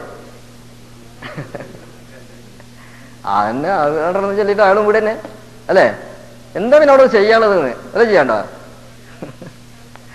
മൂപ്പര തന്നെ ചെയ്തത് നിങ്ങൾ പറഞ്ഞ പോലെ തന്നെ. എല്ലാവരും സലാം വിട്ടി എന്ത് ചെയ്യാനാണ്? പിന്നെ ഒരാളോട് നിൽക്കല. 2 തക്ബീർ ചെല്ലണം. അയാളുടെ തൃപ്തി പ്രകാരം അയാൾ നിസ്കരിക്കണം. ഇമാമിനെ ഇയാളെ മൂന്നാമത്തിൽ തുടർന്നപ്പോ ഇമാം ഇവിടെ അല്ലാഹു മഗ്ഫിർ ലഹു വറഹംഹു എന്നാ പറയുന്നത്. ഇയാൾ ചെയ്യേണ്ടത് എന്താ? ഫാത്തിഹ ഉള്ള ആദ്യം ഓതണ്ട, അയാൾ ഓതണം. രണ്ടാമത്തെ ഇയാൾ സ്വലാത്ത് ചെല്ലണം. അയാളെ തൃപ്തി പ്രകാരം അങ്ങോട്ട് പോകണം. എന്നിട്ട് ഇമാമ് സലാം വിട്ടിയാല് അയാൾ എന്ത് ചെയ്യണം? പിന്നെ അയാൾ മയ്യത്തിന് വേണ്ടി ദ്വാരക്കുക. 4ാമത്തെ തക്ബീറിന് ശേഷമായിട്ട് മയ്യത്തിനും നമുക്ക് വേണ്ടിയും ദ്വാരക്കുക. അല്ലാഹുമ്മ ലാ തഹരിംനാ അജ്റഹു സുന്നത്താണ്. അത് കഴിഞ്ഞിട്ടേ സലാം വിട്ടാവുള്ളൂ. അപ്പോഴേ മയ്യത്ത് നിസ്കാരമായിട്ടുള്ളൂ. ഇയാൾ ഓടി വന്നിട്ട് മറന്നുപോയതാണോ? അല്ല, വേറെ ആൾ ഉണർത്തി. പിന്നെന്താ ചെയ്യേണ്ടത്? ഇയാൾക്ക് അറിയണ്ടേ? ഇതാണ് ഇപ്പൊ ഇവിടൊക്കെ സഞ്ചരിക്കുന്നത്. ഒരു സംഘടന ആയതുകൊണ്ടും കരുതി ഞാൻ സംഘടനയൊന്നും കുറ്റം പറയില്ല, ഞാൻ സംഘടനയുടെ ആളൊക്കെ തന്നെ. പക്ഷെ നിങ്ങൾ വിചാരിക്കുന്ന സംഘടനക്കാരൊന്നുമല്ല എന്നുള്ളൂ. അതുകൊണ്ടൊന്നും കാര്യമില്ല. ഈ കാര്യങ്ങളൊക്കെ എന്ത് ചെയ്യണം? പഠിച്ചിരിക്കണം. മയ്യത്തിന്റെ കൂടെ പോകുന്നതിന്റെ ഉദ്ദേശം ആ മയ്യത്തിനെ നമ്മുടെ മുമ്പിൽ കൊണ്ടുപോയി വെച്ചിട്ട് അതിന്റെ ബേക്കിൽ ഇങ്ങനെ നിൽക്കുമ്പോൾ നമുക്കിങ്ങനെ ഓർമ്മയുണ്ടാകുന്നു, പടച്ചോനെ ഇന്നല്ലെങ്കിൽ നാളെയായി എന്നെ കൊടുന്നതാ വെക്കേണ്ട രൂപ ഇന്നതാണ്, ആ സമയത്ത് എന്റെ ഹാലുകൾ എന്താണ് റബ്ബേ എന്ന് നമ്മൾ ചിന്തിക്കാനാ. എന്നിട്ട് അവിടെ ദ്വാരക്കാൻ നിസ്കരിക്കുക. മയ്യത്ത് നിസ്കാരം എന്ന് പറഞ്ഞാൽ ദുആയാണ്, അല്ലാതെ റുക്കൂഉം സുജൂദുള്ള നിസ്കാരമല്ലല്ലോ, ദുആയാണ്. നമ്മളിപ്പോ ഇവിടെ ഒരു മയ്യത്ത് നിസ്കാരം ഇന്ന് കുറെ ആളുകളൊക്കെ വരാൻ വൈകി തന്നെ മയ്യത്ത് നിസ്കാരത്തിന് പോയതാ. അവർ പറഞ്ഞത് എങ്ങനെ പോകാതിരിക്കുക? കടപ്പാട് നിർവഹിക്കാൻ വേണ്ടി. അല്ലെ നമ്മുടെ അടുത്തുള്ള ആളാണ് പോയിട്ട് ഒന്ന് തല കാണിച്ചിട്ട് പോരാന്ന്. എന്റെ തല അതിന്റെ ഉള്ളിൽ കട കടത്തിയപ്പോ എന്താണോ ഇവിടെ വരാൻ പോകുന്നത്? അതിന്റെ ഉള്ളിലുള്ള ഗൗരവം നമ്മൾ ചിന്തിക്കുന്നില്ലല്ലോ. ഞാനോ നിങ്ങളൊന്നും ചിന്തിക്കുന്നില്ല. വലിയ വിഷയമാണത്. ഞാൻ ആ ഭാഗത്തേക്ക് പോകുന്നില്ല. അതുകൊണ്ട് ഒരാൾ മരിച്ചാൽ നമുക്ക് അയാളോടുള്ള കടപ്പാടുകൾ നബി സല്ലല്ലാഹു അലൈഹി വസല്ലമ ഫത്തബിഉഹു എന്ന് പറഞ്ഞാൽ അതിനോട് ബന്ധപ്പെട്ട സർവ്വകാര്യവുമായി നീ അംഗീകരിക്കുകയും പിന്തുടരുകയും വേണം. അതിൽ ഏറ്റവും പ്രധാനമാണ് അവന് വേണ്ടി നിസ്കരിക്കുക. ആ സമയത്ത് നിസ്കരിക്കുവോളം നിനക്ക് അവിടെ വെയിറ്റ് ചെയ്യാൻ സാധ്യമല്ലെങ്കിൽ മറ്റൊരു സ്ഥലത്തോ സമയത്തോ വെച്ചുകൊണ്ട് പിന്നീട് അവന്റെ ഖബറിന്റെ അരികിൽ പോയി നിസ്കരിക്കാൻ പറ്റുമെങ്കിൽ അങ്ങനെ ചെയ്യുക. അതല്ലെങ്കിൽ അവന്റെ ഗൈബത്തിലായിക്കൊണ്ട് മറ്റൊരു സ്ഥലത്ത് വെച്ചുകൊണ്ട് ആ പാവപ്പെട്ടതായ സഹോദരന് വേണ്ടി നിസ്കരിക്കുക. എത്രയോ ആളുകൾ ഗൾഫിൽ നാട്ടിലൊക്കെ വന്നിട്ട് ഇവിടുന്നൊക്കെ നമ്മൾ മരിച്ചിട്ട് ഇവിടൊക്കെ മറയുന്ന ആളുകൾ നാട്ടിലേക്ക് കൊണ്ടുപോകുന്ന ആള് ഇന്ന് 1-2 ആളുകൾ വിളിച്ചു. ഇവിടെ 1-2 മരണങ്ങൾ നടന്നു. ഇന്ന് ഒരാൾ മരിച്ചിട്ടുണ്ട് അല്ലേ? ആരെപ്പോൾ പറഞ്ഞിട്ട് വരുമ്പോൾ മിനിഞ്ഞാന്ന് റോഡ് മുറിഞ്ഞെടുക്കുമ്പോൾ അള്ളാഹു പുറത്തു കൊടുക്കട്ടെ. വേറൊരാൾ ഉമ്മുനാറിൽ നിന്ന് മരിച്ചിട്ട് ഇവിടെ വെച്ച് മയ്യത്ത് കുളിപ്പിക്കൽ കഴിഞ്ഞുകൊണ്ട് മയ്യത്ത് വായുവായിട്ട് നിസ്കരിക്കാൻ പറ്റുമോ എന്ന് ചോദിച്ചിട്ട് ഒരാൾ വിളിച്ചു വന്നു. എന്താണ് ഇവിടുത്തെ ഒക്കെ അവസ്ഥ? നമ്മൾ പോരുമ്പോൾ കുട്ടികളെയും മക്കളെയും വാപ്പാനെയും ഉമ്മാനെയൊക്കെ കണ്ടുകൊണ്ട് പോന്നിട്ട് തിരിച്ചു പോകുന്നുള്ള ഗ്യാരണ്ടിയൊന്നുമില്ല. അപ്പം നമ്മുടെ പരിപാടികളൊക്കെ നമ്മൾ മരിച്ചാൽ നമ്മുടെ പദ്ധതികൾ ഇളകിയിട്ടുണ്ടാവില്ല, തുടങ്ങിയിട്ടുണ്ടാവില്ല. വലിയ വലിയ പരിപാടികളെ നമ്മുടെ തീരുമാനത്തിലുള്ള പരിപാടികൾ നമുക്ക് വീടുണ്ടാക്കാനും അല്ലെങ്കിൽ വലിയതായ ബിൽഡിങ്ങൾ ഉണ്ടാക്കാനുള്ളതിലേക്കുള്ള പ്ലാനുകളൊക്കെ തയ്യാറാക്കി വെച്ചിട്ടുണ്ടാവും. അതേസമയത്ത് മരണവും അതിൽ എത്രയോ ദിവസങ്ങൾക്ക് മുമ്പ് കഴിഞ്ഞു പോകുന്നതാണ്. സാധാരണ നമ്മൾ പറയാറില്ലേ, ഭാഗ്യം 10-നാണ് മരണം, 8-നുമാണ് സംഭവിച്ചത്. 2 കൊല്ലം വൈകിട്ടാണ്. അതന്നെ മുമ്പേ നമ്മുടെ എല്ലാവരെയും പരിപാടികൾ അത് തന്നെയാണ്. അപ്പൊ അതുകൊണ്ട് 6-മത്തതായിരിക്കുന്ന കാര്യം ഇതാ മാത്ത പത്തബി ജനാദത്തഹു. ഇപ്പൊ എത്ര കാര്യങ്ങളായി? കടപ്പാട് കുറച്ച് ചോദിച്ചുകൊണ്ടായില്ലല്ലോ, പഠിക്കൂടി വേണ്ടേ? നിലല്ലേ കടപ്പാട് നിർവഹിക്കാൻ കഴിയുള്ളൂ. 1, കണ്ടാൽ സലാം എന്ന് പറഞ്ഞാൽ കണ്ടാൽ മുസ്ലിം ആണെന്ന് ഉറപ്പ് വന്നതിന് ശേഷം സലാം പറയേണ്ടതുള്ളൂ. മുബ്തദീങ്ങൾക്ക് സലാം പറയേണ്ടതില്ല, ഫാസിക്കീങ്ങൾക്ക് സലാം പറയണ്ട. ഇവനും അവനും ഒരേ സമയത്ത് സമയമായ ഫാസിക്കീങ്ങളാണെങ്കിൽ പിന്നെ ചിന്തിക്കേണ്ടതില്ല. പിന്നെ ക്ഷണം സ്വീകരിക്കുക. പിന്നെ രോഗിയായാൽ അവനെ സന്ദർശിക്കുക. പിന്നെ തുമ്പിയിട്ട് അൽഹംദുലില്ലാ എന്ന് പറഞ്ഞ അവനോട് യർഹമുക്കല്ലാഹ് എന്ന് പറയുക. പിന്നെ അത് പറഞ്ഞ് അത് 2 വട്ടം പറഞ്ഞാൽ 6 വട്ടാവില്ല. അതും പറഞ്ഞ് നിങ്ങൾ പല പ്രാവശ്യം പറഞ്ഞാൽ 6 ഞാൻ ഈ പിടുത്തം വിടില്ല. ഉപദേശം തേടിയാൽ അവനെ ഉപദേശിക്കുക. നന്മ ഉപദേശിച്ചാൽ ഉപദേശിക്കുകയോ ചെയ്തു കൊടുക്കുകയോ. പിന്നെ 6, മയ്യത്തിനോട് ബന്ധപ്പെട്ട കാര്യങ്ങളൊക്കെ നിർവഹിക്കുക. ഓർമ്മച്ചോളി, 5 കൊല്ലം മുമ്പ് ഹജ്ജ് ചെയ്ത ആളാണ്. അൽഹംദുലില്ലാഹ്, അല്ലാഹു നമ്മളെല്ലാവരും ഹജ്ജ് ഉംറയൊക്കെ സ്വീകരിക്കട്ടെ. എൻ്റെ വാപ്പാക്ക് വേണ്ടി എനിക്ക് ഇപ്പോൾ ഹജ്ജ് ചെയ്യണം. അതുകൊണ്ട് ഇഫ്രാദ് ചെയ്യുമ്പോൾ 13 ദിവസം ഇഹ്റാമിൽ ഉണ്ടാവണമോ തന്നെ ഇതില്ല, ഉണ്ടാവണമോ അല്ലാത്ത മാർഗമുണ്ടോ? എന്താ ഈ 13 ദിവസത്തിന് കണക്കൊന്നും എനിക്ക് മനസ്സിലായില്ല. ഇഫ്രാദായിട്ട് ചെയ്യാനുള്ള കാര്യവും ആയില്ല. ബാപ്പാക്ക് ഹജ്ജ് ചെയ്യണം എന്ന് പറഞ്ഞതിൽ എനിക്ക് അങ്ങോട്ട് ചോദിക്കാണ്ട് ഇതിന്റെ സായിൽ ഇവിടെ ഉണ്ടെങ്കിൽ, അല്ലെങ്കിൽ ഞാൻ പറയുന്നത് നിങ്ങൾ കേട്ടാൽ മതി. ബാപ്പ ഹയാത്തുള്ള ബാപ്പയാണോ എങ്കിൽ ബാപ്പാക്ക് ഒരു കാരണവശാലും പോകാൻ പറ്റുകയില്ല എന്ന് ഉറപ്പ് വന്നതിന്റെ ശേഷം ബാപ്പാക്ക് ഹജ്ജിനെ ചിന്തിക്കാൻ പറ്റുകയുള്ളൂ. അതല്ല ബാപ്പ മരിച്ചുപോയ ബാപ്പയാണെങ്കിൽ പ്രശ്നങ്ങളൊന്നുമില്ല.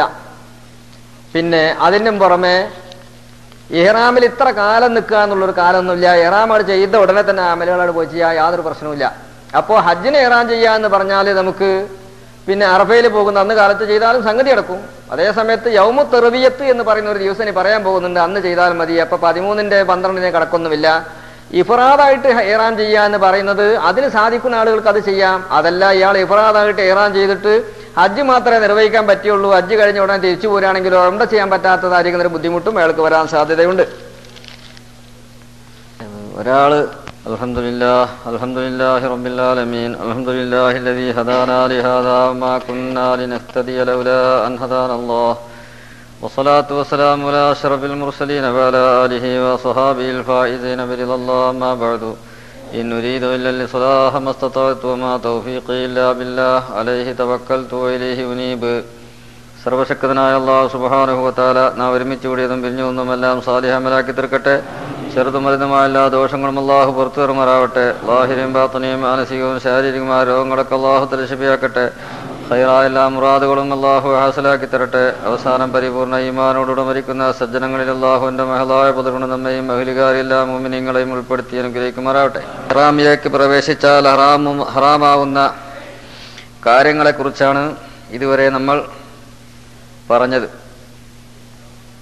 മുഹറമാത്തുൽ ഇഹ്റാം, ഇഹ്റാമിന്റെ വേളയിൽ ഹറാമാവുന്ന നിഷിദ്ധമായ കാര്യങ്ങൾ: പുരുഷനെ സംബന്ധിച്ച് തലമറക്കുക, തുന്നപ്പെട്ടതായ ഡ്രസ്സുകൾ ധരിക്കുക, സ്ത്രീ മുഖം മറക്കുക, കയ്യിന് ഉറ ധരിക്കുക, ഇതെല്ലാം നിഷിദ്ധമാണ്. പക്ഷേ ഒരു വേളയിൽ ഇതെല്ലാം ചെയ്യൽ നിർബന്ധമായി, അതായത് മുഖം മറക്കൽ നിർബന്ധമായി, അതല്ലെങ്കിൽ തലമറക്കേണ്ടി വന്നു, തുന്നപ്പെട്ടതായ ഡ്രസ്സുകൾ ധരിക്കേണ്ടി വന്നു, ശക്തിയായ ചൂട് പ്രതിരോധിക്കാനോ, അതല്ലെങ്കിൽ ശക്തിയായ തണുപ്പിനെ പ്രതിരോധിക്കാൻ, അതല്ലെങ്കിൽ മറ്റു രോഗത്തിനൊരു ചികിത്സയായി ഇങ്ങനെ തലമറക്കേണ്ടി വന്നു ഇഹ്റാമിന്റെ വേളയിൽ.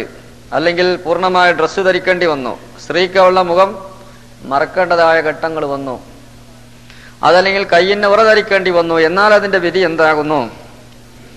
മഹാനായ ഇമാം നബി റളിയല്ലാഹു അൻഹു പറയാണ്, അങ്ങനത്തെ നിർബന്ധ ഘട്ടങ്ങളിൽ അവർക്കത് വിരോധമില്ല, പക്ഷേ പ്രായശ്ചിത്തം കൊടുക്കേണ്ടി വരും. കുറ്റമില്ല, പിഴ കൊടുക്കാൻ ബാധ്യസ്ഥനാകുന്നു. നിർബന്ധമായിട്ടും ഹറാമായ കാര്യങ്ങൾ, അതിനോട് ബന്ധപ്പെട്ടത്, സ്ത്രീ പുരുഷനുള്ള വ്യത്യാസങ്ങൾ, ഇതെല്ലാം നമ്മൾ പറഞ്ഞു. ഈ കാര്യങ്ങളെല്ലാം യജിബു അലൽ മഹരിമി അത്തഹഫുളു മിൻ ഹാദിഹിൽ മഹറമാത്തി ഇല്ലാ ഫീ മവാദിഇൽ ഉദ്രി അല്ലദീ നബ്ബഹനാ അലൈഹി.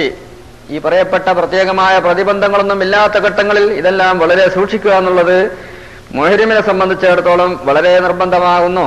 ചിലപ്പോൾ റുബ്ബമർതകബ ബഅദുൽ ആമ്മത്തി ശൈഅൻ മിൻ ഹാദിഹിൽ മഹറമാത്തി, ചിലപ്പോൾ ചില സാധാരണക്കാരായിരിക്കുന്ന ആളുകൾ പിഴ കൊടുത്താൽ മതി എന്ന് മനസ്സിലാക്കിയിട്ട് നിർബന്ധിത ഘട്ടങ്ങളിൽ അല്ലാതെയും ചിലപ്പോൾ തുന്നപ്പെട്ട ഡ്രസ്സുകൾ ധരിക്കുക, കുപ്പായം, പാന്റ് പോലെയുള്ളത്, അതുപോലെ തലമറക്കുക, സ്ത്രീ മുഖം മറക്കുക ഉള്ളതൊക്കെ ചെയ്യും. പിഴ കൊടുത്താൽ മതിയല്ലോ, കുഴപ്പമൊന്നുമില്ല.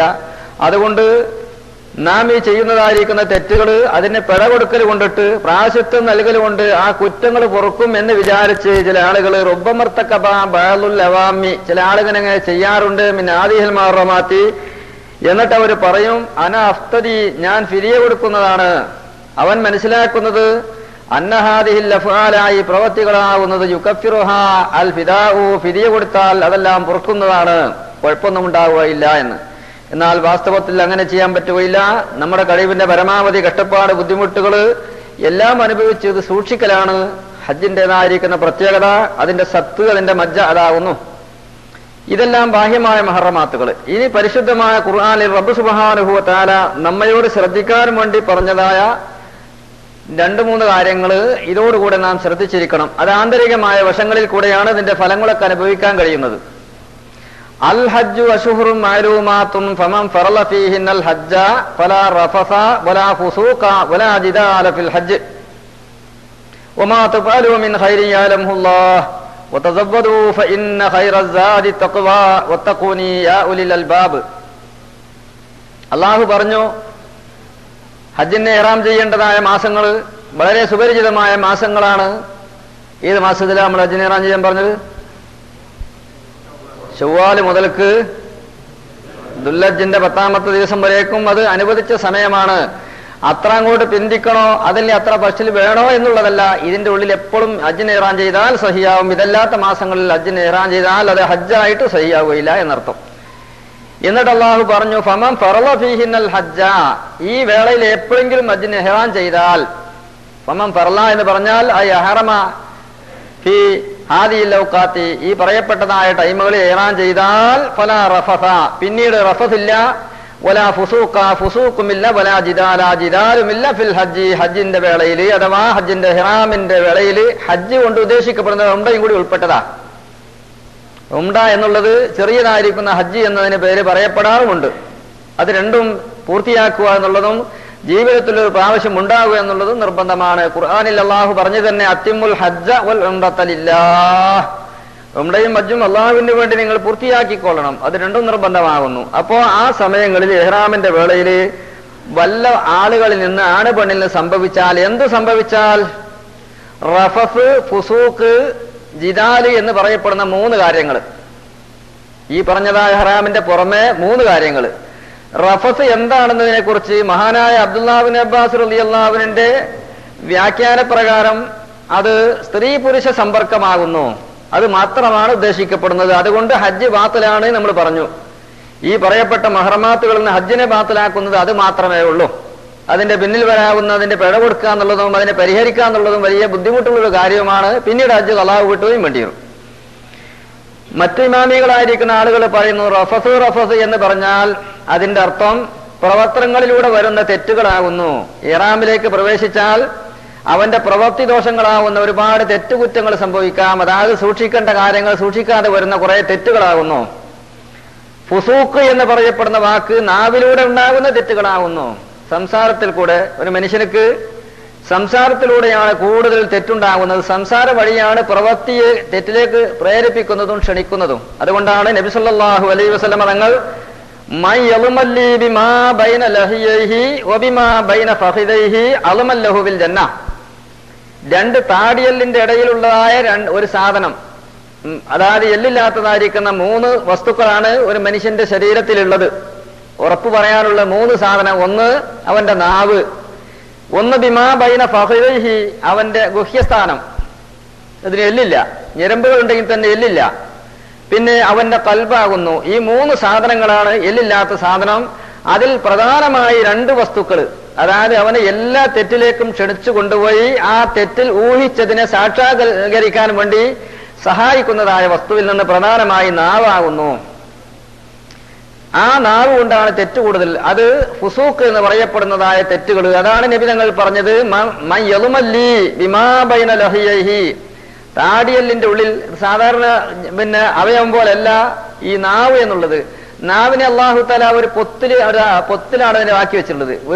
ഒരു മടയിന്റെ ഉള്ളിലാണ് ആക്കി വെച്ചത്. എന്നിട്ട് അതിങ്ങോട്ട് പുറത്തേക്ക് ചാടുമ്പോൾ നല്ല കരിങ്കല്ല് പോലും കടിച്ചാൽ പൊട്ടാൻ ശക്തിയും ഉറപ്പും ഉള്ളതായ പല്ല്. ഇന്നത്തെ പല്ലല്ല, ഞാൻ നമ്മൾ പറഞ്ഞ പുഴുപ്പല്ലുകളല്ല, പഴയ കാലത്തുള്ള പല്ലുകള്.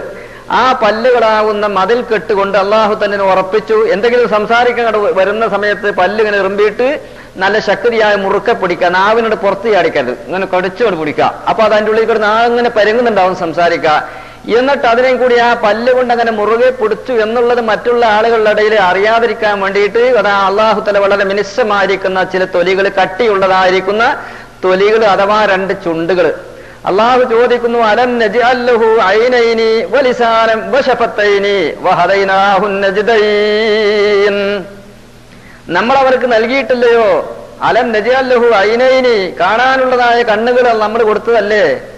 തന്നെയുമല്ല വലിസാനൻ, നാവും കൊടുത്തില്ലേ? ആ നാവിനെ വേണ്ട സമയത്ത് ഉപയോഗിക്കുക, മറ്റു സമയങ്ങളിൽ അതിനെ പിടിച്ചു കെട്ടാനും അതിനെ ഭദ്രമാക്കാനും അതിനെ കാത്തു സൂക്ഷിക്കാനുള്ളതായ ആ ചുണ്ടുകളും അവന് നൽകിയില്ലേ? അപ്പൊ ആദ്യമായി ശക്തിയായ പല്ലുകൊണ്ട് മുറുകെ പിടിച്ചിട്ട് പിന്നീട് എന്ത് ചെയ്യുക? ചുണ്ട് കൊണ്ട് അതിനെ മറച്ചു വെക്കുക, പുറത്തിയാടാൻ സമ്മതിക്കരുത്. ചില ആളുകൾ പറയല്ലോ, ഈ വല്ലാതെ കളിക്കണ്ട, എന്റെ നാവ് എന്ന് പറയുന്നത് വളരെ മോശമാണ്, അതുകൊണ്ടൊക്കെ എന്തെങ്കിലും പറഞ്ഞാല് ജറാഹത്തു സിഹാമിലഹൽ തിആമു വമാ ജറഹൽ ലിസാനു വലാ യൽതാമു മാ ജറഹൽ ലിസാനു. അമ്പിനാലുണ്ടാവുന്ന മുറിവുകള് കത്തികൊണ്ട് വെട്ടിയാലും വാളുകൊണ്ട് മുറിച്ചാലും അതൊക്കെ നമുക്ക് മരുന്ന് വെച്ചിട്ട് എന്ത് ചെയ്യാ? ശരിക്ക് കെട്ടിയാലും അതാണ് ഉണങ്ങും. അതേ സമയത്ത് വലാ യൽതാമു, ഒരിക്കലും തന്നെ കൂടി ശരിക്ക് പൂർണ്ണമായി ഉണങ്ങുകയില്ല. മാ ജറഹൽ ലിസാൻ, നാവ് കൊണ്ട് മുറിച്ചത് അതവിടെ കെടുക്കുക. എല്ലാവർക്കും അറിയാം, പറഞ്ഞ വാക്ക് എടുക്കാൻ കഴിയില്ല. കൊടുത്ത സാധനങ്ങൾ തിരിച്ചു കൊടുക്കാൻ നമുക്ക് സാധിക്കും, കൊടുത്താലേ നിങ്ങൾ വീടും. അതേ സമയത്ത് കടബാധ്യത തീരാൻ വേണ്ടി എന്തെല്ലാം വാക്കുകൾ സംസാരിച്ചു, കുഴപ്പങ്ങൾ ഉണ്ടാക്കി, പ്രശ്നങ്ങൾ ഉണ്ടാക്കി. എന്നാൽ അത് എടുക്കാൻ കഴിയില്ലല്ലോ. പിന്നെ നമുക്ക് അവസാനം അതിനൊരു മാധ്യമം എന്താ? പൊരുത്തപ്പെടിക്കാൻ.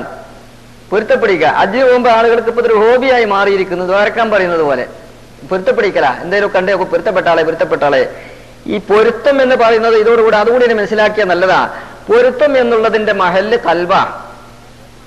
പൊരുത്തത്തിന്റെ മഹല്ല് കൽബാണ്. അതായത് കൽബ് തൃപ്തിയാവണം. അപ്പോൾ എല്ലാവരും കൂടി ഒത്തൊരുമിച്ച് കൂടിയിട്ട് അവൻ അതിനെന്തെങ്കിലുമൊക്കെ പറഞ്ഞിട്ട് ഈ പൊരുത്തപ്പെട്ട ആളെ എന്ന് പറയുമ്പോ ഇവൻ മനസ്സോട് ഞാൻ പൊരുത്തപ്പെട്ടു എന്ന് പറഞ്ഞത് കൊണ്ട് പൊരുത്തമായില്ല. പൊരുത്തം എന്ന് പറയപ്പെടുന്നത് കാണാത്തതായിരിക്കുന്ന ഒരു സന്തോഷം, ഒരു സംതൃപ്തിയാവുന്നു. അവൻ എന്നെ പറഞ്ഞത് അതൊന്നും സാരമുള്ളതല്ല എന്ന് ഇവന്റെ ഹൃദയത്തിൽ വരികയും അതങ്ങോട്ട് ഒഴിവാക്കിയതിന്റെ ശേഷമായി പിന്നെ അതിനോട് ബന്ധപ്പെടുന്ന വാക്ക്, പ്രവർത്തന, സ്വഭാവ രീതികളോ സമ്പർക്കങ്ങളോ സഹകരണങ്ങളോ ഒന്നും സംഭവിക്കാൻ പറ്റുകയില്ല. അപ്പോഴേ പൊരുത്താവുകയുള്ളൂ. അതല്ലെങ്കിൽ ആളുകളുടെ മുമ്പിലൊക്കെ പൊരുത്തപ്പെട്ടു, പിന്നെയും മൂപ്പർ എന്ത് ചെയ്തു? 12 കൊല്ലം അതാ കോയലിലിട്ടിട്ട് എടുത്ത സാധനം പോലെ ആവാൻ പറ്റുകയില്ല. ആ സാധനം എന്താ? നായിന്റെ വാല. അങ്ങനെ ആയിക്കോട്ടെ, പഴയ മട്ടത്തിൽ പിന്നെ ആവാൻ പറ്റുകയില്ല. പൊരുത്തപ്പെട്ടാൽ അത് പൊരുത്തപ്പെട്ട് തന്നെയാവുന്നു. അപ്പൊ ആ പൊരുത്തപ്പെടിക്കുക എന്നുള്ളതിന് കൂടുതൽ ആളുകളും വേദിയൊക്കെ ഉപയോഗപ്പെടുത്തല്. മരിക്കുന്ന സമയത്ത് കൂടി പൊരുത്തപ്പെടിക്കില്ല. പിന്നെ എപ്പോഴാ? ഹജ്ജിന് മുമ്പ് ഒരു പൊരുത്തപ്പെടിക്കല. ആളുകളൊക്കെ യാത്ര പറയാൻ വേണ്ടി പോകുന്നവനൊന്ന് പൊരുത്തപ്പെടിക്കാണ്ടെന്നാ. ആ പൊരുത്തപ്പെടാന്നുള്ളത് കൊടുക്കാനുള്ളത് കൊടുക്കുക. പിന്നെ ഇമാം നബി റളിയല്ലാഹു തആല അൻഹുവിന്റെ ബലമായ അഭിപ്രായം, നമ്മൾ നാവ് കൊണ്ട് സൂക്ഷിക്കുന്ന ഖുർആനിൽ പറഞ്ഞ റഫത്തുണ്ടല്ലോ, അതായത് വാക്കുകൊണ്ടുള്ള പ്രവർത്തനങ്ങൾ. നമ്മൾ അവനെ ചീത്ത പറഞ്ഞു, അവനെ ഏഷണി പറഞ്ഞു, അവനെ പരദോഷിച്ചു, അവന്റെ പേര് കള്ളത്തരകളും കെട്ടിച്ചമച്ചുണ്ടാക്കി പറഞ്ഞു, അവന്റെ പേര് കേടായ സാക്ഷി പറഞ്ഞു. ഇതൊക്കെ നമ്മൾ പൊരുത്തപ്പെടിക്കൽ എങ്ങനെ? നമ്മൾ സാധാരണ ഹജ്ജിന് പോകുന്ന ആളുകൾ, ഇപ്പോൾ പോയവർ പലരും കൊണ്ട് ഇപ്പൊ പോയി പൊരുത്തപ്പെടിക്കുന്നവരുണ്ട്. എന്താ പറയല്? നമ്മളുടെ ജീവിതകാലത്ത് നമ്മുടെ കൂട്ടുകെട്ടിലും അതുപോലെ പ്രവർത്തനത്തിലൊക്കെ വല്ലതും സംഭവിച്ചിട്ടുണ്ടാവാം, അതൊക്കെ ഈ പൊരുത്തപ്പെടണം. അത് പൊരുത്തപ്പെടിക്കലല്ല. വെറുതെ ആളെ കളിയാക്കല. അങ്ങനല്ല വേണ്ടത് എന്നാ. പക്ഷെ നമുക്കത് കഴിയൂല്ല എന്നുള്ളത് വേറെ പ്രശ്നം.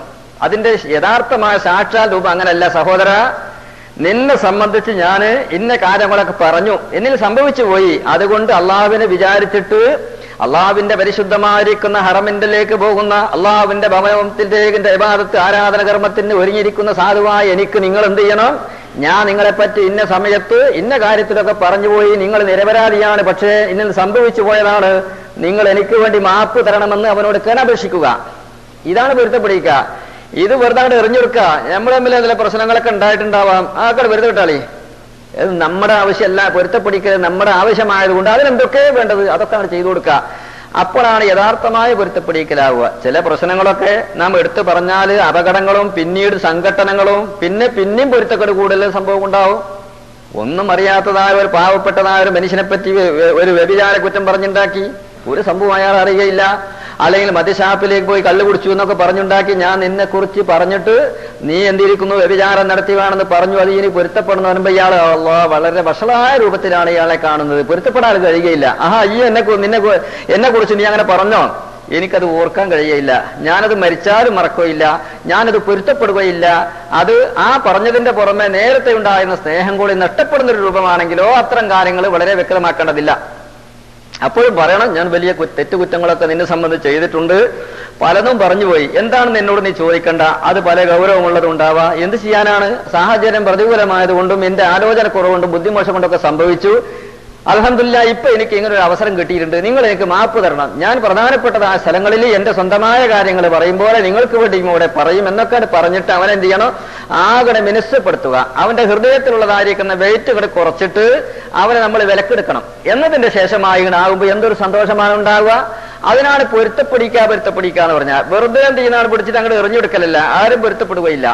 10 ആള് കൂടിയിട്ട് എന്ത് ചെയ്യാ? അവനെ വല്ലതും പറഞ്ഞിട്ട് പൊരുത്തപ്പെട്ടാളെ, അങ്ങോട്ടും ഇങ്ങോട്ടും ഒക്കെ പൊരുത്തപ്പെട്ടാളി എന്ന് പറഞ്ഞ് കയ്യും കാലൊക്കെ ആണ് പിടിച്ചിട്ട് ഒരു സലാമാണ് കൊടുത്തു വിട്ടുകൊണ്ട് കാര്യം പൂർണ്ണമാകുന്നില്ല.